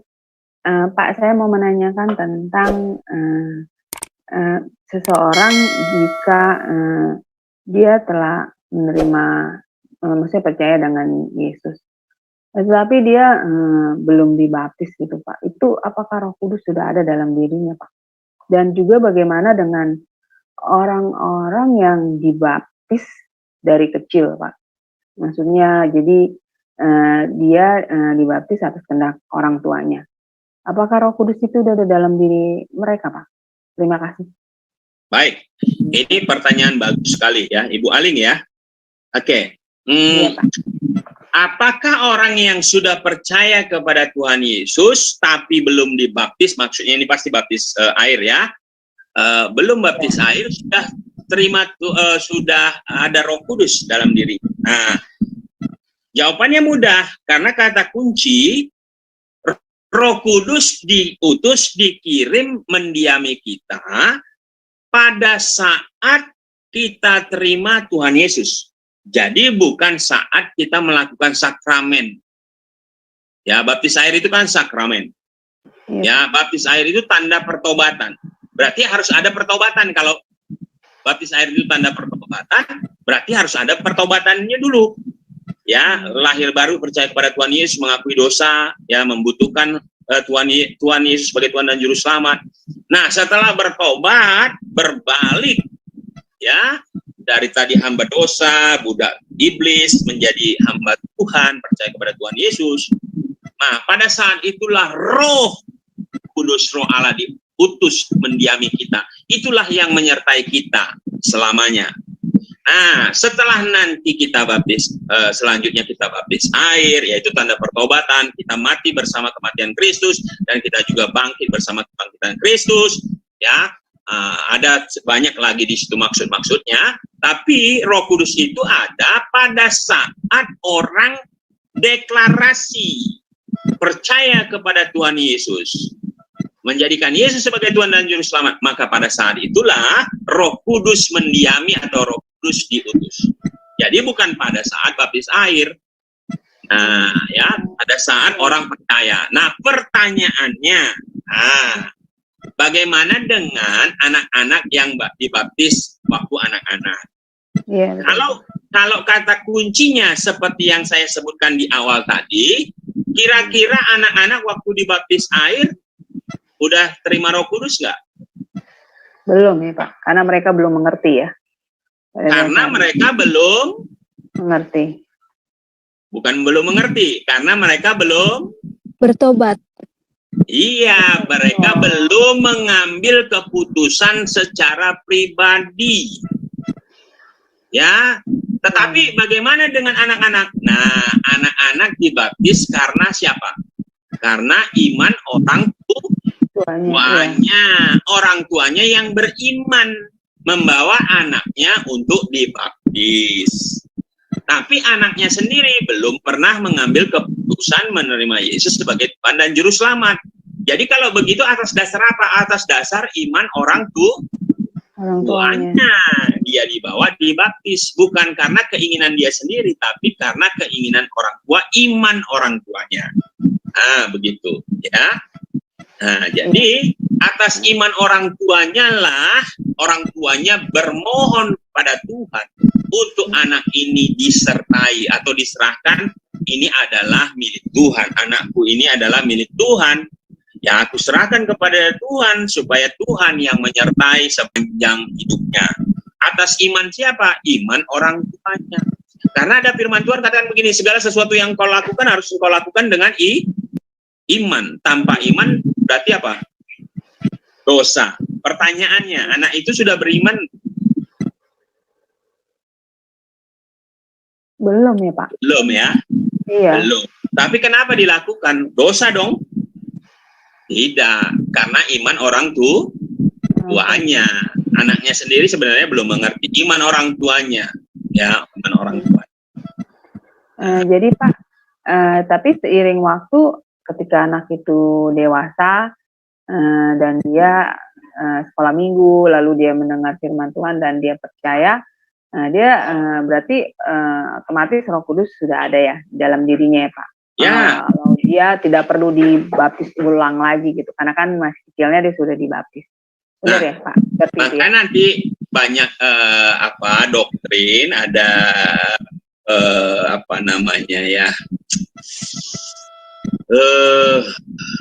masing-masing aliran beda-beda, Mbak Aling ya. Nanti ada begini, seperti saya dulu ya, saya waktu kecil dibaptis. Nah, waktu sudah besar, saya SMA, saya ikut namanya CD atau Malua. Nah, katekisasi, pengajaran. Nah, di situ nanti ada yang namanya pengakuan pribadi setelah dewasa. Mengaku Yesus sebagai Tuhan dan Juru Selamat, Bapa, Roh Kudus, pengakuan iman rasuli, dan sebagainya kan. Karena dia sudah dewasa membawa dirinya secara pribadi, bukan karena orang tuanya. Waktu kecil kan karena orang tuanya. Nah, ini dia sendiri. CD Malua atau katekisasi, pengajaran. Ya, 6 bulan, ya tergantung gerejanya lah. Nah, disitulah dia mengambil keputusan pribadi. Nah, biasanya di situ dibaptis sekali lagi, Pak. Ada yang seperti itu. Nah, jadi disitulah dia dibaptis atas iman pribadinya, gitu loh. Nah, saya dulu mengalami itu, Mbak. Cuman memang mungkin pada saat itu saya juga tetap belum mengerti ya. Hanya karena ikut, karena disuruh, karena dulu kebiasaan kami kalau di GBKP ya, anak menjelang dewasa, remaja, ya itu harus ikut CD Malua. Nah, saya ikut juga gitu, selesai 6 bulan itu. Nah, tapi saya yang nggak ngerti. Ya saya juga nggak ngerti. Nah, baru pada umur 25 tahun lah saya ditangkap Tuhan, lahir baru, mengakui sebagai Tuhan dan Juru Selamat. Nah, pada saat itu saya mengerti. Ya, akhirnya saya dibaptis sekali lagi, gitu loh. Nah, walaupun versinya beda. Waktu dulu baptis persik, saya ditangkap Tuhan Yesus, saya baptis Islam.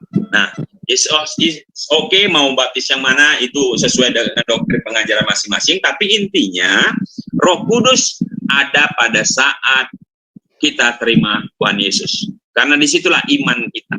Itu Mbak Aling. Iya, iya karena saya khawatir juga ya Pak. Maksudnya anak saya kan juga dibaptisnya dari kecil. Saya merasa kalau Roh Kudus ada dalam diri kita, seperti yang Bapak bilang, kalau ketika kita percaya dan menerima Yesus sebagai Juru Selamat, saya jadi berpikir anak saya itu kan dibaptis karena iman orang tuanya ya kan Pak. Berarti dia nggak ada Roh Kudus dong Pak di dalam dirinya. Jadi saya berpikir seperti itu. Tapi ya memang anak saya mendapat peneguhan juga sih. Kan dia Katolik ya Pak. Jadi pada saat dia SD ya dia menerima sakramen Krisma. Penguatan. Ya. Jadi ya, kan begini Mbak. Makanya atas iman Mbak Aling kan Mbak Aling menyerahkan itu untuk dibaptis. Lalu kan memohon nanti ya Tuhan yang sertai. Kan begitu ya. Ya, Tuhan betul. Sertai ya, karena ini adalah anak ini adalah milik Tuhan yang dipercayakan kepada kita, maka kita serahkan kepada Tuhan kembali untuk Tuhan menjaga dia. Ya pasti Tuhan melalui Roh Kudus menyertai dia, tetapi menyertainya bukan dari dalam, Mbak. Oh iya. Ngerti ya? Masih dari luar. Iya. Ya, karena Tuhan pasti sertai, Mbak. Ya, anak-anaknya, tetapi belum dari dalam. Kenapa? Karena dia belum menerima secara pribadi Tuhan Yesus sebagai Tuhan dan Juru Selamat, tapi masih iman orang tuanya. Makanya kalau saya, ya kalau kami kebetulan di doktrinnya di Pentakosta itu, ya penyerahan. Jadi waktu kecil bukan dibaptis, tapi penyerahan anak. Nah, saya menyerahkan anak saya ini kepada Tuhan melalui hamba Tuhan Gembala, ya untuk penyerahan anak. Nanti makanya Gembala mendoakan, menyerahkan kehidupan anak ini di dalam penyertaan, bimbingan Tuhan melalui Roh Kudus, supaya termasuk perlindungannya, ada coveringnya. Nah, begitu loh. Nah, itulah namanya penyerahan. Nah, masalah pengajaran ini beda-beda, tapi intinya begitu. Apakah anak ini disertai? Pasti disertai, tetapi belum dari dalam, masih dari luar. Gitu. Itu Mbak. Iya, oke. Iya, makasih Pak penjelasannya. Terima kasih, Tuhan berkati Pak. Jadi jangan takut, anak ini nggak ada yang menyertai. Tapi bapaknya, orang tuanya harus hidup di dalam kerohanian supaya ada spiritual covering terhadap anak-anaknya. Betul Pak. Terima kasih Pak untuk penjelasannya. Iya, ya siapa lagi yang mau bertanya? Pak Stefanus, atau Mbak Sumarni barangkali. Yang lainnya mungkin sinyalnya kali ya, jadi pada turun deh. Karena sinyalnya kurang bagus juga sih hari ini. Iya. Jadi ini ya Pak Jubinsu, apa kalau belum bertobat ya, berarti dia tidak ada Roh Kudus gitu ya Pak ya? Atau Iya. yang di luar dari Kristen, berarti mereka tidak ada roh penolong ya Pak ya? Tetapi Sudah mereka ada roh gitu ya? Roh manusia ada, roh manusia Iya, ya, bukan roh Tuhan. Iya. Iya. Berarti kasihan sekali ya Pak ya, kalau misalkan mereka nggak punya roh penolong gitu. Jadi Iya. tidak ada yang mengingatkan bahwa perbuatan ini tidak bagus atau gimana kan itu. Kasihan Hati sekali. nuraninya sih ada Mbak ya, hati nurani ya, tapi hati nurani. Tapi bicara hati nurani kan belum tentu kebenaran ya. Contoh Iya. begini ya, berkat Tuhan itu kan ada umum, ada spesial khusus ya.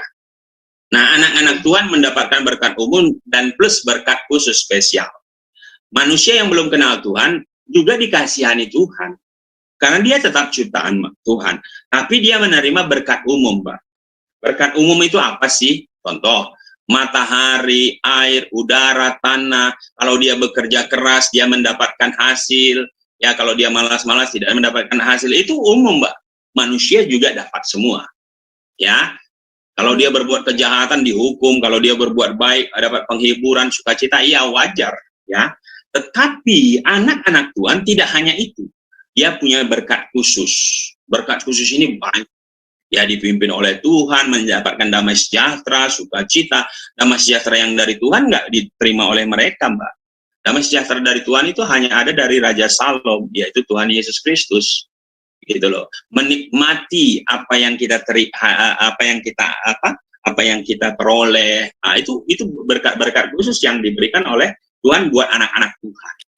Ya, tapi orang-orang yang di luar sana apakah mereka juga menerima berkat-berkat umum? Oh, terima, karena mereka juga umat Tuhan. Ya, sama seperti dulu kita belum terima Tuhan Yesus, ya kita kan juga menerima itu. Tapi beda pasti antara anak-anak Tuhan dengan anak-anak dunia. Anak-anak yang dilahirkan oleh keinginan daging dengan keinginan roh. Anak-anak ahli waris kerajaan surga dengan anak-anak kerajaan dunia. Itu pasti beda. Anak-anak kerajaan dunia bapaknya iblis. Anak kerajaan surga bapaknya Allah Bapa, Tuhan kita. Gitu. Nah, seperti itu. Jadi jangan bilang pula nanti, wah mereka ini.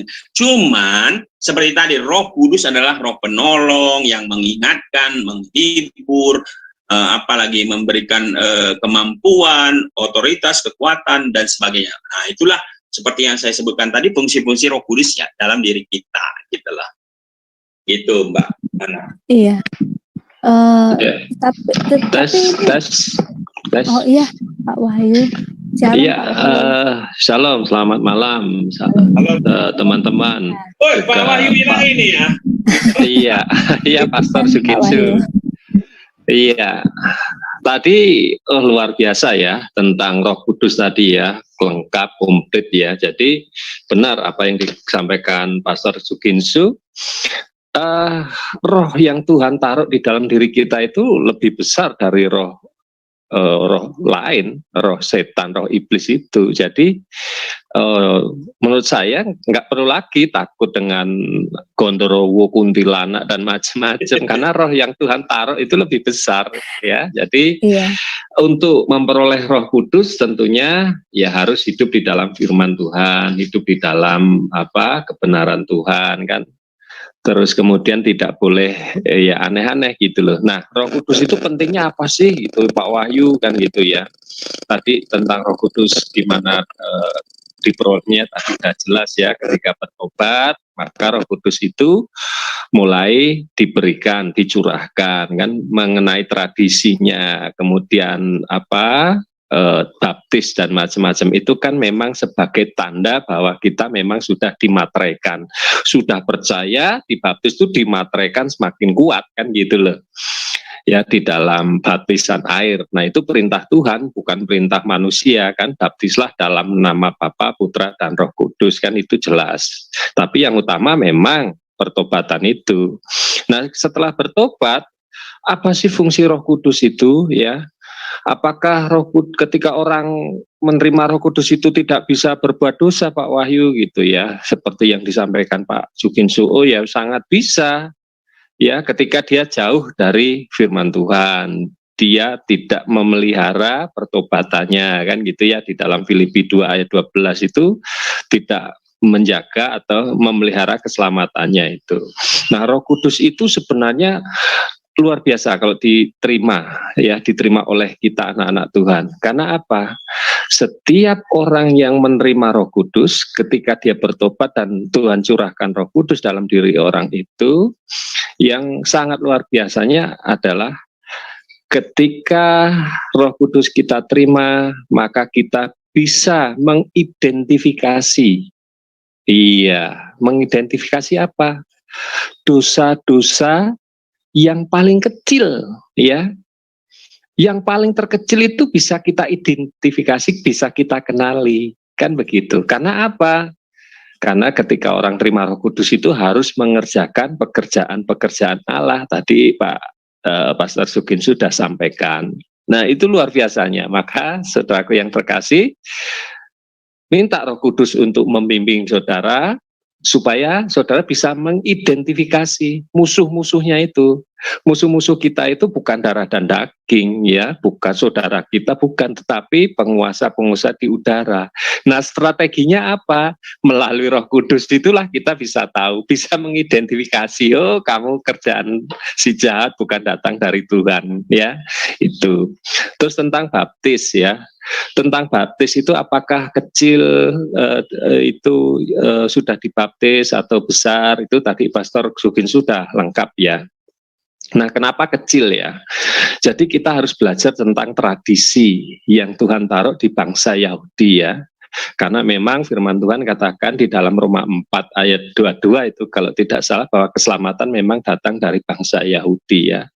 Di situ dikatakan, ya, anak kecil, ya, sebelum usia 8 hari, setelah 8 hari, ya, itu diserahkan ke bait suci Allah. Nah, itu budaya, tradisi. Apakah itu salah? Tidak. Memang karena memang itu Tuhan yang memerintahkan, ya. Sebelum 7 hari, maka seorang ibu yang habis melahirkan itu sebelum 8 hari, ya, masih 7 hari itu seorang ibu di kebudayaan atau tradisi Yahudi itu dianggap najis. Makanya setelah 8 hari, maka dia dibawa di bait suci, diserahkan kepada Tuhan. Sama kalau kita itu di budaya kita juga seperti itu sebenarnya, ya, Pak. Anak kecil itu diserahkan di bait Allah, itu bait suci atau rumah Tuhan, kan begitu, di gereja. Nah, itu sebenarnya tradisinya seperti itu. Nah, baptis itu berbicara ketika dia secara pribadi memproklamkan, mendeklarkan bahwa Yesus sebagai Tuhan dan Juru Selamat secara pribadi.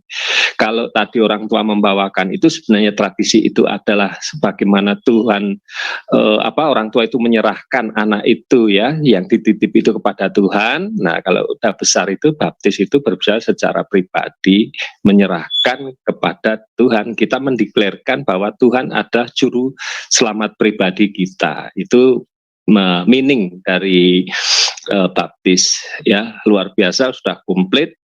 Jadi itu saja yang bisa saya tambahkan, teman-teman. Pak Pastor luar biasa, semangat terus Pastor. Dan ini juga mohon izin langsung turun nih karena udah di WA untuk masuk di channel live. Ya, Pak Wahyu, luar biasa, semangat Terima terus. kasih, Pak Wahyu. Ya, makasih Iya, Pak Wahyu. God bless, ya, Tuhan berkati, ya. God bless, Pak. Tuhan Yesus berkati. Ya, jadi seperti yang ditambah Pak Wahyu itu contohnya Tuhan Yesus, ya teman-teman. Tuhan Yesus itu pada hari berapa, ya, ke-8 itu kan diserahkan ke bait, ya, diterima, dibopong, ya, diangkat sama siapa, ya, Simon, ya.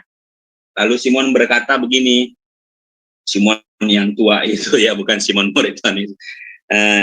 Sekarang aku sudah melihat, jadi kalau aku, ya, sekarang aku udah siap juga kalau engkau panggil Tuhan mati, karena aku sudah melihatnya.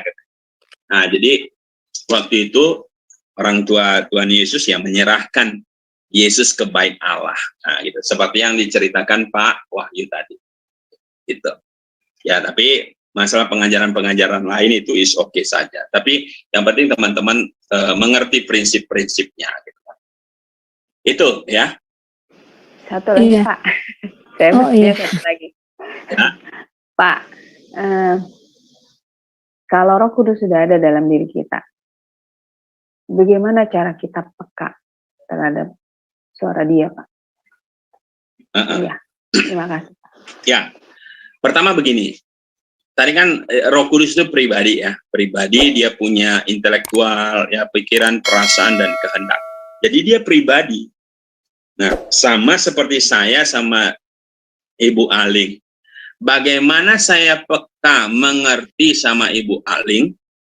Ya, kalau saya tidak pernah berkomunikasi, tidak bisa. Kenapa saya mengerti istri saya? Karena saya bergaul karib dengan istri saya. Ya, tidur sama bareng, hidup sama bareng. Ya, tidak ada yang tersembunyi bagi saya dengan istri saya.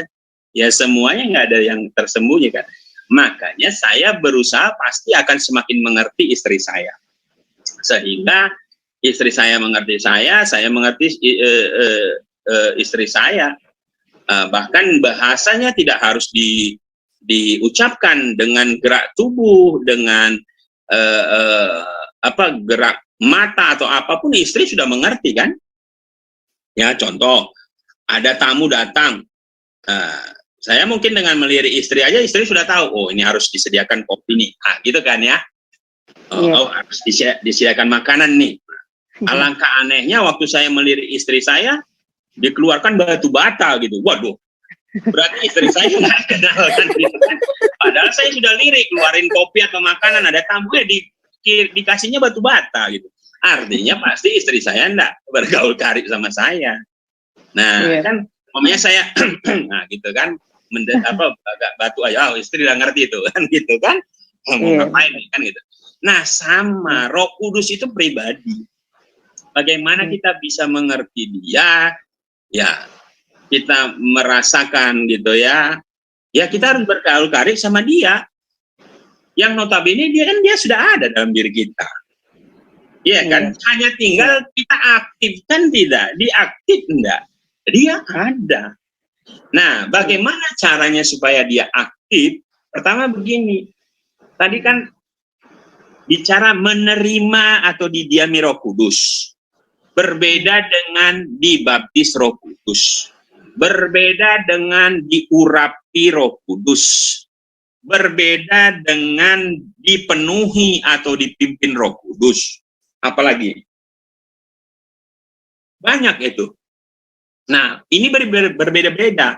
Nah, pertanyaan Mbak Aling tadi itu berhubungan dengan dipenuhi dan dipimpin Roh Kudus. Bagaimana kita tahu, merasa maksud tuh Roh Kudus, apa keinginannya, atau kita lagi ditegur atau apa? Berarti itu berhubungan dengan dipimpin atau dipenuhi Roh Kudus. Syaratnya ketaatan.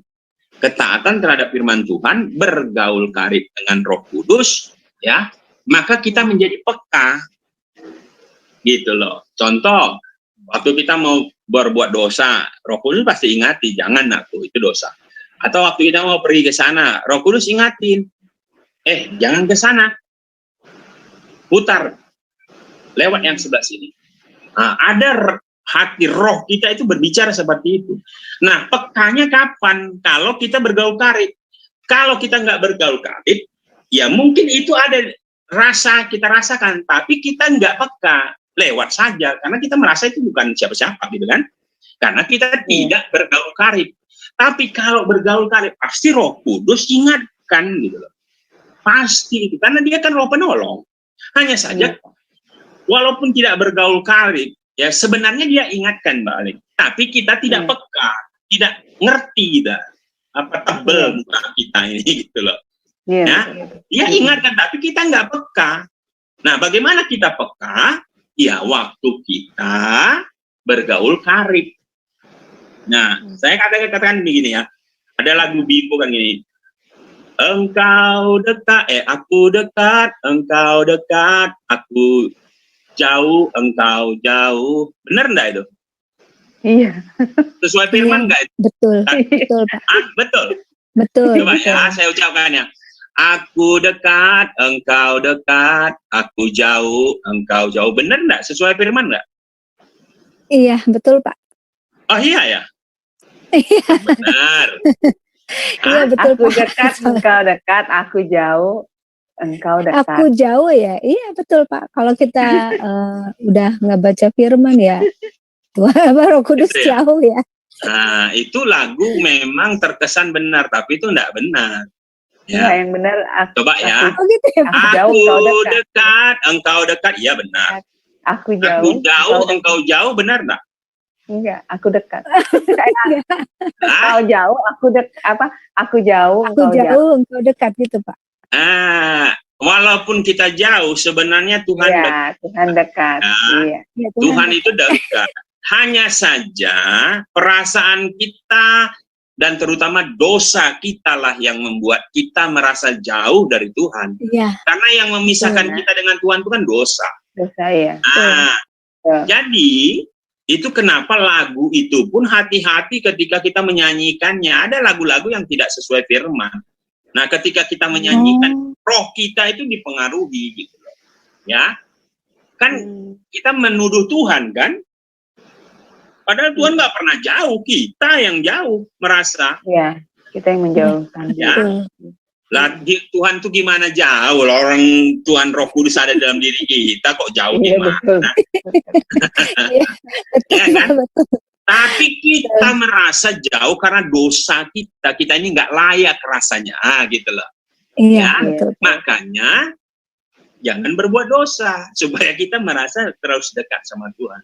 Tapi kalaupun kita berbuat dosa, seperti tadi yang sampaikan Pak Wahyu, apakah kita bisa berbuat dosa? Masih bisa. Tapi kita mengucap syukur ada perantara kita, pembela kita yang mengampuni dosa kita ketika kita bertobat minta ampun, yaitu Tuhan Yesus Kristus.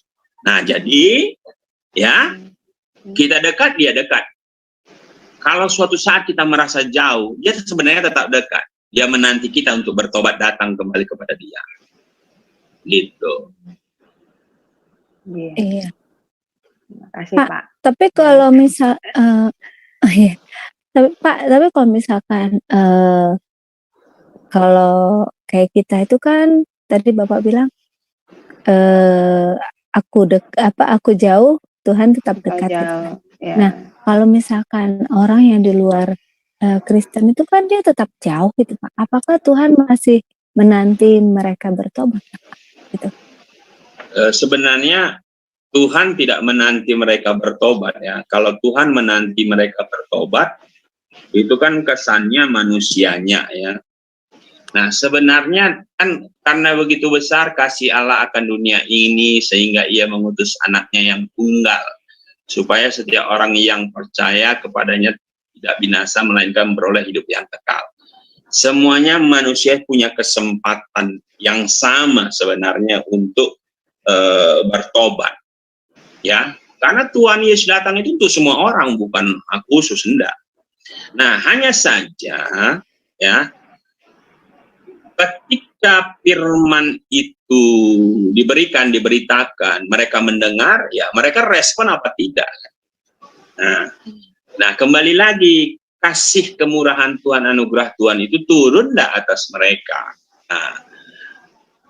Nah, waktu anugerah Tuhan turun atas mereka, firman ditabur, pasti mereka percaya. Ya. Tapi kalau mereka nggak percaya, ya mau gimana gitu loh. Ya kan? Masa dipaksa gitu ya. Walaupun Tuhan mengasihi semua manusia ya. Jadi enggak ada bilang Tuhan itu nggak mengasihi manusia. Enggak. Tuhan itu mengasihi manusia ya, di ayat mana dikatakannya? Coba bisa baca di 1 Timotius 2 ayat 3-4. Ada yang baca bawa Alkitab? Ya, 1 Timotius 2 ayat 4. Ayat 4. 1 Timotius 2 ayat 4. yang Ayat menghendaki 3 dan 4. Ayat 3 dan 4. 1 Timotius 2 ayat 3 dan 4. Itulah yang baik dan yang berkenan kepada Allah Juru Selamat kita, yang menghendaki supaya semua orang diselamatkan dan memperoleh pengetahuan akan kebenaran. Amin. Siapa yang dikehendaki Tuhan untuk selamat? Semua, Pak. Semua orang. Iya. Ya, supaya mereka memiliki pengenalan akan Tuhan. Jadi menarik sekali pelajaran sebelumnya itu, mengenal Tuhan itu maksudnya apa. Nah, jadi orang ya kenal-kenal hanya sekedar kenal episteme, suneme, ya kenal-kenal karena kelahiran, dari Kristen, bapaknya Kristen, atau karena belajar Kristen itu Tuhannya Yesus Kristus, itu kenal pengenalan yang bukan seperti itu. Tuhan mau kita mengenalnya itu ginosko atau eido. Nah, mengenal karena mengalami, punya pengalaman pribadi bersama Yesus Kristus. Mengenal karena kita seperti sahabatnya. Maka kita beroleh keselamatan. Maka kita nggak akan pernah ditolak. Nggak akan pernah Tuhan katakan, nyahlah engkau pembuat kejahatan. Nggak akan pernah. Karena kita mengenal Dia, dan lebih hebat lagi, kita dikenal oleh Tuhan. Nah, jadi begini ya. Kan pertama gini, tidak mengenal Tuhan. Yang kedua, mengenal Tuhan. Nah, mengenal Tuhan ini banyak, ada 4 kalau Yunani. Nah, yang ketiga, dikenal Tuhan. Jangan berhenti mengenal ya. Mengenal boleh, tapi belum tentu dikenal, kan bahaya juga. Jadi, pada mulanya kita tidak mengenal Tuhan. Lalu masuk mengenal Tuhan. Nah, mengenal Tuhan ini ada suneme, episteme, giginosko, eido. Beda-beda. Lalu pada tahap selanjutnya dikenal Tuhan. Nah, dikenal Tuhan ini adalah yang minimal ginosto atau eido. Mengenal suneme, episteme, enggak Tuhan kenal. Nah, jadi sama, saya kenal Presiden Jokowi, tapi Presiden Jokowi kenal saya enggak? Enggak, gitu loh. Ya. Nah, yang baik itu kita tidak kenal Jokowi, lalu mengenal Jokowi, hebat lagi kita dikenal Jokowi, baru bisa masuk ke istana kerajaan, istana negara, gitu loh. Kalau hanya kenal nggak bisa masuk ke istana negara. Nah, sama, kita tidak kenal Tuhan, lalu mengenal Tuhan, bisa masuk surga, masuk kerajaan Allah, belum tentu.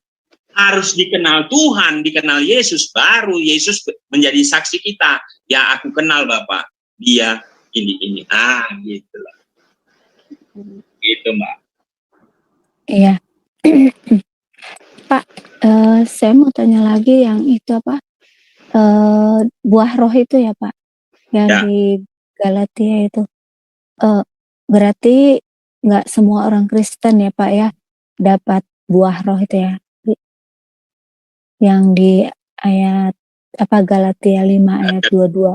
Ya. Iya kan, ini tetapi buah roh ialah kasih, sukacita, damai sejahtera, kesabaran, kemurahan, kebaikan, kesetiaan, kelemah lembutan, penguasaan diri. Itu enggak semuanya ada ya gitu ya Pak. Maksudnya enggak semua orang Kristen itu bisa seperti itu gitu ya Pak. Ada yang cuman punya sukacita, ada yang punya itu gitu ya Pak ya. Tetapi Tuhan maunya kita punya semua ini, begitu ya Pak. Jadi kan begini, prinsip awalnya dulu. Prinsip awalnya, buah roh ini dihasilkan oleh siapa sih? Roh Kudus kan? Iya. Nah, iya, Pak. Prinsipnya dulu. Nah, kalau buah ini dihasilkan Roh Kudus, berarti kita harus punya rohnya dulu, kan itu tuh. Nah, bagaimana kita punya rohnya? Harus lahir baru, terima Yesus sebagai Tuhan dan Juru Selamat. Jadi bukan orang Kristen, tapi orang percaya. Nah, kita ini believer ya, kita ini orang percaya. Nah, jadi orang percaya, ya di mana Roh Kudus ada dalam dirinya, kalau dia tinggal tetap di dalam firman Tuhan, tinggal tetap di dalam kebenaran, melakukan firman Tuhan, hidup sejalan dengan firman Tuhan, dituntun oleh Roh Kudus, maka ketika dia tinggal tetap dalam pohon itu kan Yesus Kristus, maka dia akan menghasilkan buah, Mbak. Nah, Buahnya itu apa? Ya kasih, sukacita, damai sejahtera, kesabaran, kemurahan, kebaikan, kesetiaan, kelemah lembutan, penguasaan diri. Ada nggak yang tidak semuanya? Oh banyak. Ada yang baru mampu atau baru diberi, ya bukan mampu sebenarnya, dimampukan, ya, karena Roh Kudus sebenarnya yang memberikan. Dimampukan itu untuk memberi kasih, sukacita. Ada yang damai sejahtera tapi belum sabar, ya, kemurahan tapi belum kebaikan, ya. Makanya kita berjuang, kita harus berusaha, ya, melakukan bagian kita. Ada enggak yang tinggal tetap di dalam pohon nggak menghasilkan buah? Ada, Mbak. Dia ranting ini tinggal di pohon tapi nggak menghasilkan buah. Dia tidak mengerjakan keselamatannya. Maka pada akhirnya apa? Ranting itu dipotong. Gitu loh. Makanya jangan berpikir begini, oh saya sudah selamat, udahlah selesai. Tidak bisa begitu. Makanya buah ini kan hasil pertobatan, Mbak. Hasil pertobatan. Ketika kita mengerjakan keselamatan, maka Roh itu memberikan kemampuan kita untuk berbuah. Nah, ketika kita tinggal tetap di dalam pohon, nah, sebenarnya kita tidak mampu menghasilkan buah-buah ini, Mbak, kalau bukan Roh Kudus yang memberi kemampuan untuk menghasilkan buah ini, gitu loh. Iya, betul. Apa buah ini keluar ketika kita tinggal tetap makan nutrisari, mineral dari pohon itu, ya, yang dimana akarnya menarik makanan mineral itu, ya kita nikmati, kita menghasilkan. Ketika kita baca firman, merenungkannya, mendapatkan remanya, melakukannya, maka buah-buah ini keluar. Ketika kita tidak melakukannya, buahnya nggak keluar, Mbak. Iya, betul. Kalau kita cuma makan firman aja, makan firman, gemuk makan firman, tapi kita nggak pelaku, nggak keluar buahnya. Gitu. Iya, betul. Contoh ya, kesabaran itu keluar kapan? Ketika kita marah, Pak. Ketika ada orang yang membuat kita tidak sabar, kan? Iya, marah. Betul. Ketika kita marah, iya. Iya kan? Ketika ada orang yang membuat kita tidak sabar, tapi kita sabar, keluar buahnya. Nah, gitu. Iya. Ketika keadaan tidak baik, tapi kita bisa bersukacita karena Tuhan, ya, mengucap syukurlah senantiasa, baik itu keadaannya baik atau tidak baik. Kita bisa bersukacita, keluar buah itu. Ya, ketika kita menjadi pelaku. Ketika kita nggak menjadi pelaku, buahnya nggak keluar, Pak. Iya, Iya. betul, Pak. Betul, Pak. Kasih itu kan bisa diaplikasikan ketika ada pihak yang kita kasihi. Nah, kalau kita tidak melakukannya, emang kita ngasih siapa? Bagi diri sendiri. Kalau mengasihi diri sendiri, nggak kasih namanya. Itu sih bukan heran kasih. itu, Pak. Makanya kan kasihilah siapa orang lain atau istri, atau seperti engkau mengasihi dirimu sendiri. Kita bisa mengatakan mengasihi diri sendiri kalau kita sudah mengasihi orang lain. Gitu. Iya. Kita sudah melakukan, maka keluar buah itu. Penguasaan diri, kapan penguasaan diri buahnya keluar? Ya, ketika ada orang yang membuat atau katakanlah suasana yang tidak kondusif, ya, chaos dan sebagainya. Apakah kita masih bisa menguasai diri? Atau kata-kata maki-makian yang keluar? Kalau ada orang yang kita menjadi pelaku, Mbak. Gitu loh. Kalau kita berdiam diri di rumah, kira-kira ada penguasaan diri nggak? Ya enggak lah. Ya, nggak ada. Makan banyak enggak, kan gitu aja. Berarti Iya, Pak, betul. kita maksudnya bagus kita maksudnya berkomunitas ya Pak dengan orang banyak gitu. Jadi ya karena dengan kita bergaul dengan orang banyak, ya dengan adanya gesekan itu sebenarnya ya melatih kita sih Pak. Maksudnya karakter kita gitu, mental kita, supaya ya itu kita menghasilkan buah-buah roh seperti yang dikehendaki oleh Tuhan, ya Pak ya. Kalau kita kalau kita bergaul sama ya cuma di rumah, kota keluarga atau apa. Makanya kan satu begini ya. Itu kenapa namanya perlu kita bergereja, beribadah. Ya, Iya, kan betul. firman Tuhan katakan apa? Jangan jauhi persekutuan orang-orang kudus kan? Iya, Pak. Itu kenapa perlu kita bergereja. Jadi walaupun ini udah ada gereja online ya, kalau udah bisa onsite ya onsite gitu loh. Jangan online terus gitu ya. Jangan jauhi itu. Kenapa Iya, perlu betul. bergereja? Nah, yang kedua ya kita harus menjadi terang dan garam kan. Terang dan garam hanya bisa dinikmati terangnya kalau kita keluar. Kalau kita di dalamnya enggak, itu apa?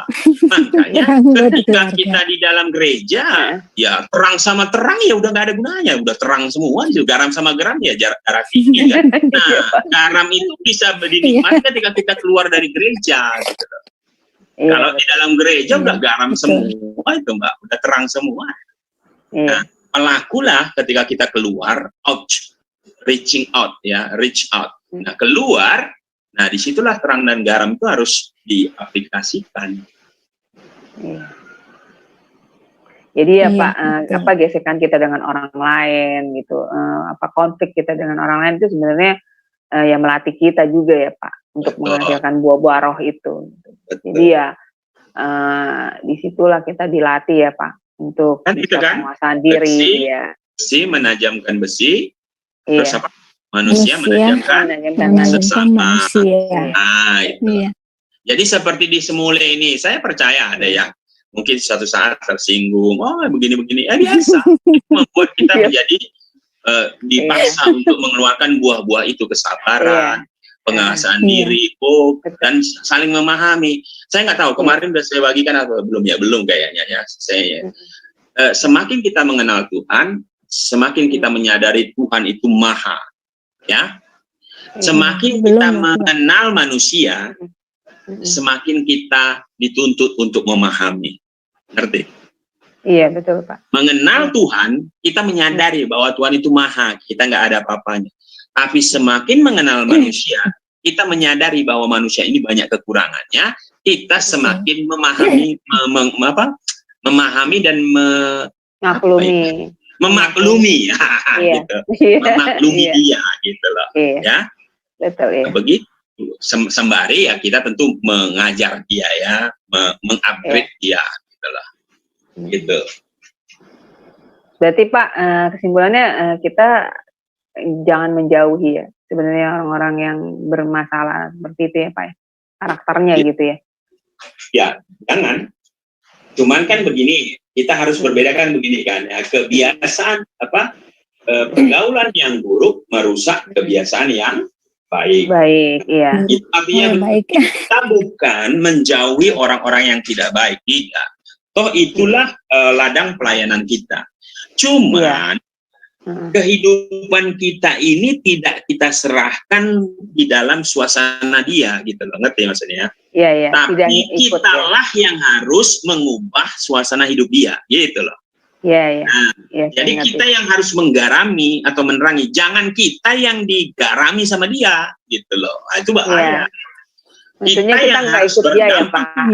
Ya, kita nggak ikut dia gitu. Iya. Kita bisa membawa dia malah lebih baik gitu maksudnya. Betul. Ya? Kalau kita, firman Tuhan katakan gini, kalau kita harus menghindari semua orang yang jelek-jelek, ya kita harus tinggal di hutan, gitu. Karena di dunia ini ya orang masih ada jelek. Kan? Iya, dan kita harus jadi berkat juga Pak, kalau kayak gitu. Buat orang lain, karena kita menjauhi itu mereka itu yang justru harus kita rangkul ya Pak. Harusnya kita bimbing gitu. Tapi bukan berarti excuse ya. Jadi bukan memaklumi begini ya. Oh, orang itu jelek ya sudah dimaklumi. Enggak. Kita memaklumi dia bahwa dia ada kekurangannya. Nah, tugas kita mengubahkan dia dalam artian kita jadi garam dan terang gitu loh. Iya, betul. Bukan memaklumi untuk membiarkan dia semakin hanyut. Iya. Tapi justru membimbing dia ya Pak, membimbing dia untuk mengetahui kebenaran ya Pak ya. Seperti itu kan. Sekali. Iya. Terima kasih Pak penjelasannya. Baik, mari kita berdoa Bapak Ibu teman-teman. Bapak yang kami sembah dalam nama Tuhan Yesus Kristus, tak henti-hentinya kami mengucap syukur untuk segala kebaikan-Mu Tuhan. Bahkan malam ini pun kami masih punya kesempatan untuk belajar. Kami mengucap syukur. Ada roh yang membuat kami punya gairah, passion untuk belajar, untuk mengerti, mengenal Engkau, Tuhan. Terima kasih kesempatan itu yang ada. Tak henti-hentinya kami mengucap syukur, Tuhan, karena Engkau baik buat kami, sehingga pengenalan kami akan Engkau itu lebih komplit, lebih lagi, Tuhan. Karena kami minta kenalan akan Bapa dan Yesus Kristus Tuhan kami. Oleh karenanya malam ini kami belajar tentang Roh Kudus, satu topik yang sangat menarik, bahkan satu topik yang luar biasa ketika kami mengenal Engkau Allah Roh Kudus. Kau memberikan kuasa, power, dunamos, dinamik itu, sehingga kebenaran firman-Mu berkata roh yang ada dalam diri kami lebih besar daripada roh yang ada di dunia ini, sehingga siapakah yang perlu kami takutkan kalau Allah di pihak kami? Maka ada orang-orang, bahkan orang Kristen sekalipun, yang tidak menyadari ini, sehingga mereka masih takut dengan roh-roh yang ada di dunia ini. Tapi kami mengucap syukur, kami mengenal Engkau sebagai Tuhan dan Juru Selamat kami. Roh Tuhan berada dalam diri kami yang berkuasa. Maka kami tidak takut lagi kepada roh-roh dunia ini, karena kami adalah pemenang, bahkan more than winner, lebih daripada pemenang. Terima kasih Bapak yang baik untuk topik yang luar biasa ini. Berkati setiap kami yang ada di room Tuhan, yang baik yang masih ada maupun yang tadi masuk ke room. Berkati Tuhan, kami memohon kiranya Engkau yang memberkati pekerjaan, usaha, pelayanan kami, bahkan studi anak-anak Tuhan. Berkati mereka, bahkan berkati dengan 10 kali lebih pintar dari orang berilmu lainnya. Demikian juga channel-channel yang menyiarkan, Tuhan berkati, sehingga channel ini boleh menjadi berkat bagi kemuliaan nama-Mu saja. Siapapun yang mendengar, bahkan yang akan mendengar nantinya, boleh dimenangkan, boleh mengenal Engkau sebagai Tuhan dan Juru Selamat pribadi mereka. Saudara kami yang menonton di YouTube, Tuhan berkati mereka, juga berkati pekerjaan, usaha, pelayanan mereka, studi anak-anak mereka, apa yang menjadi kerinduan dan pergumulan mereka, Engkau saja sumber jawabannya. Terima kasih Bapak yang baik, segala puji, hormat, dan kemuliaan hanya bagi nama-Mu. Di dalam nama Tuhan Yesus kami sudah berdoa dan mengucap syukur. Haleluya. Amin.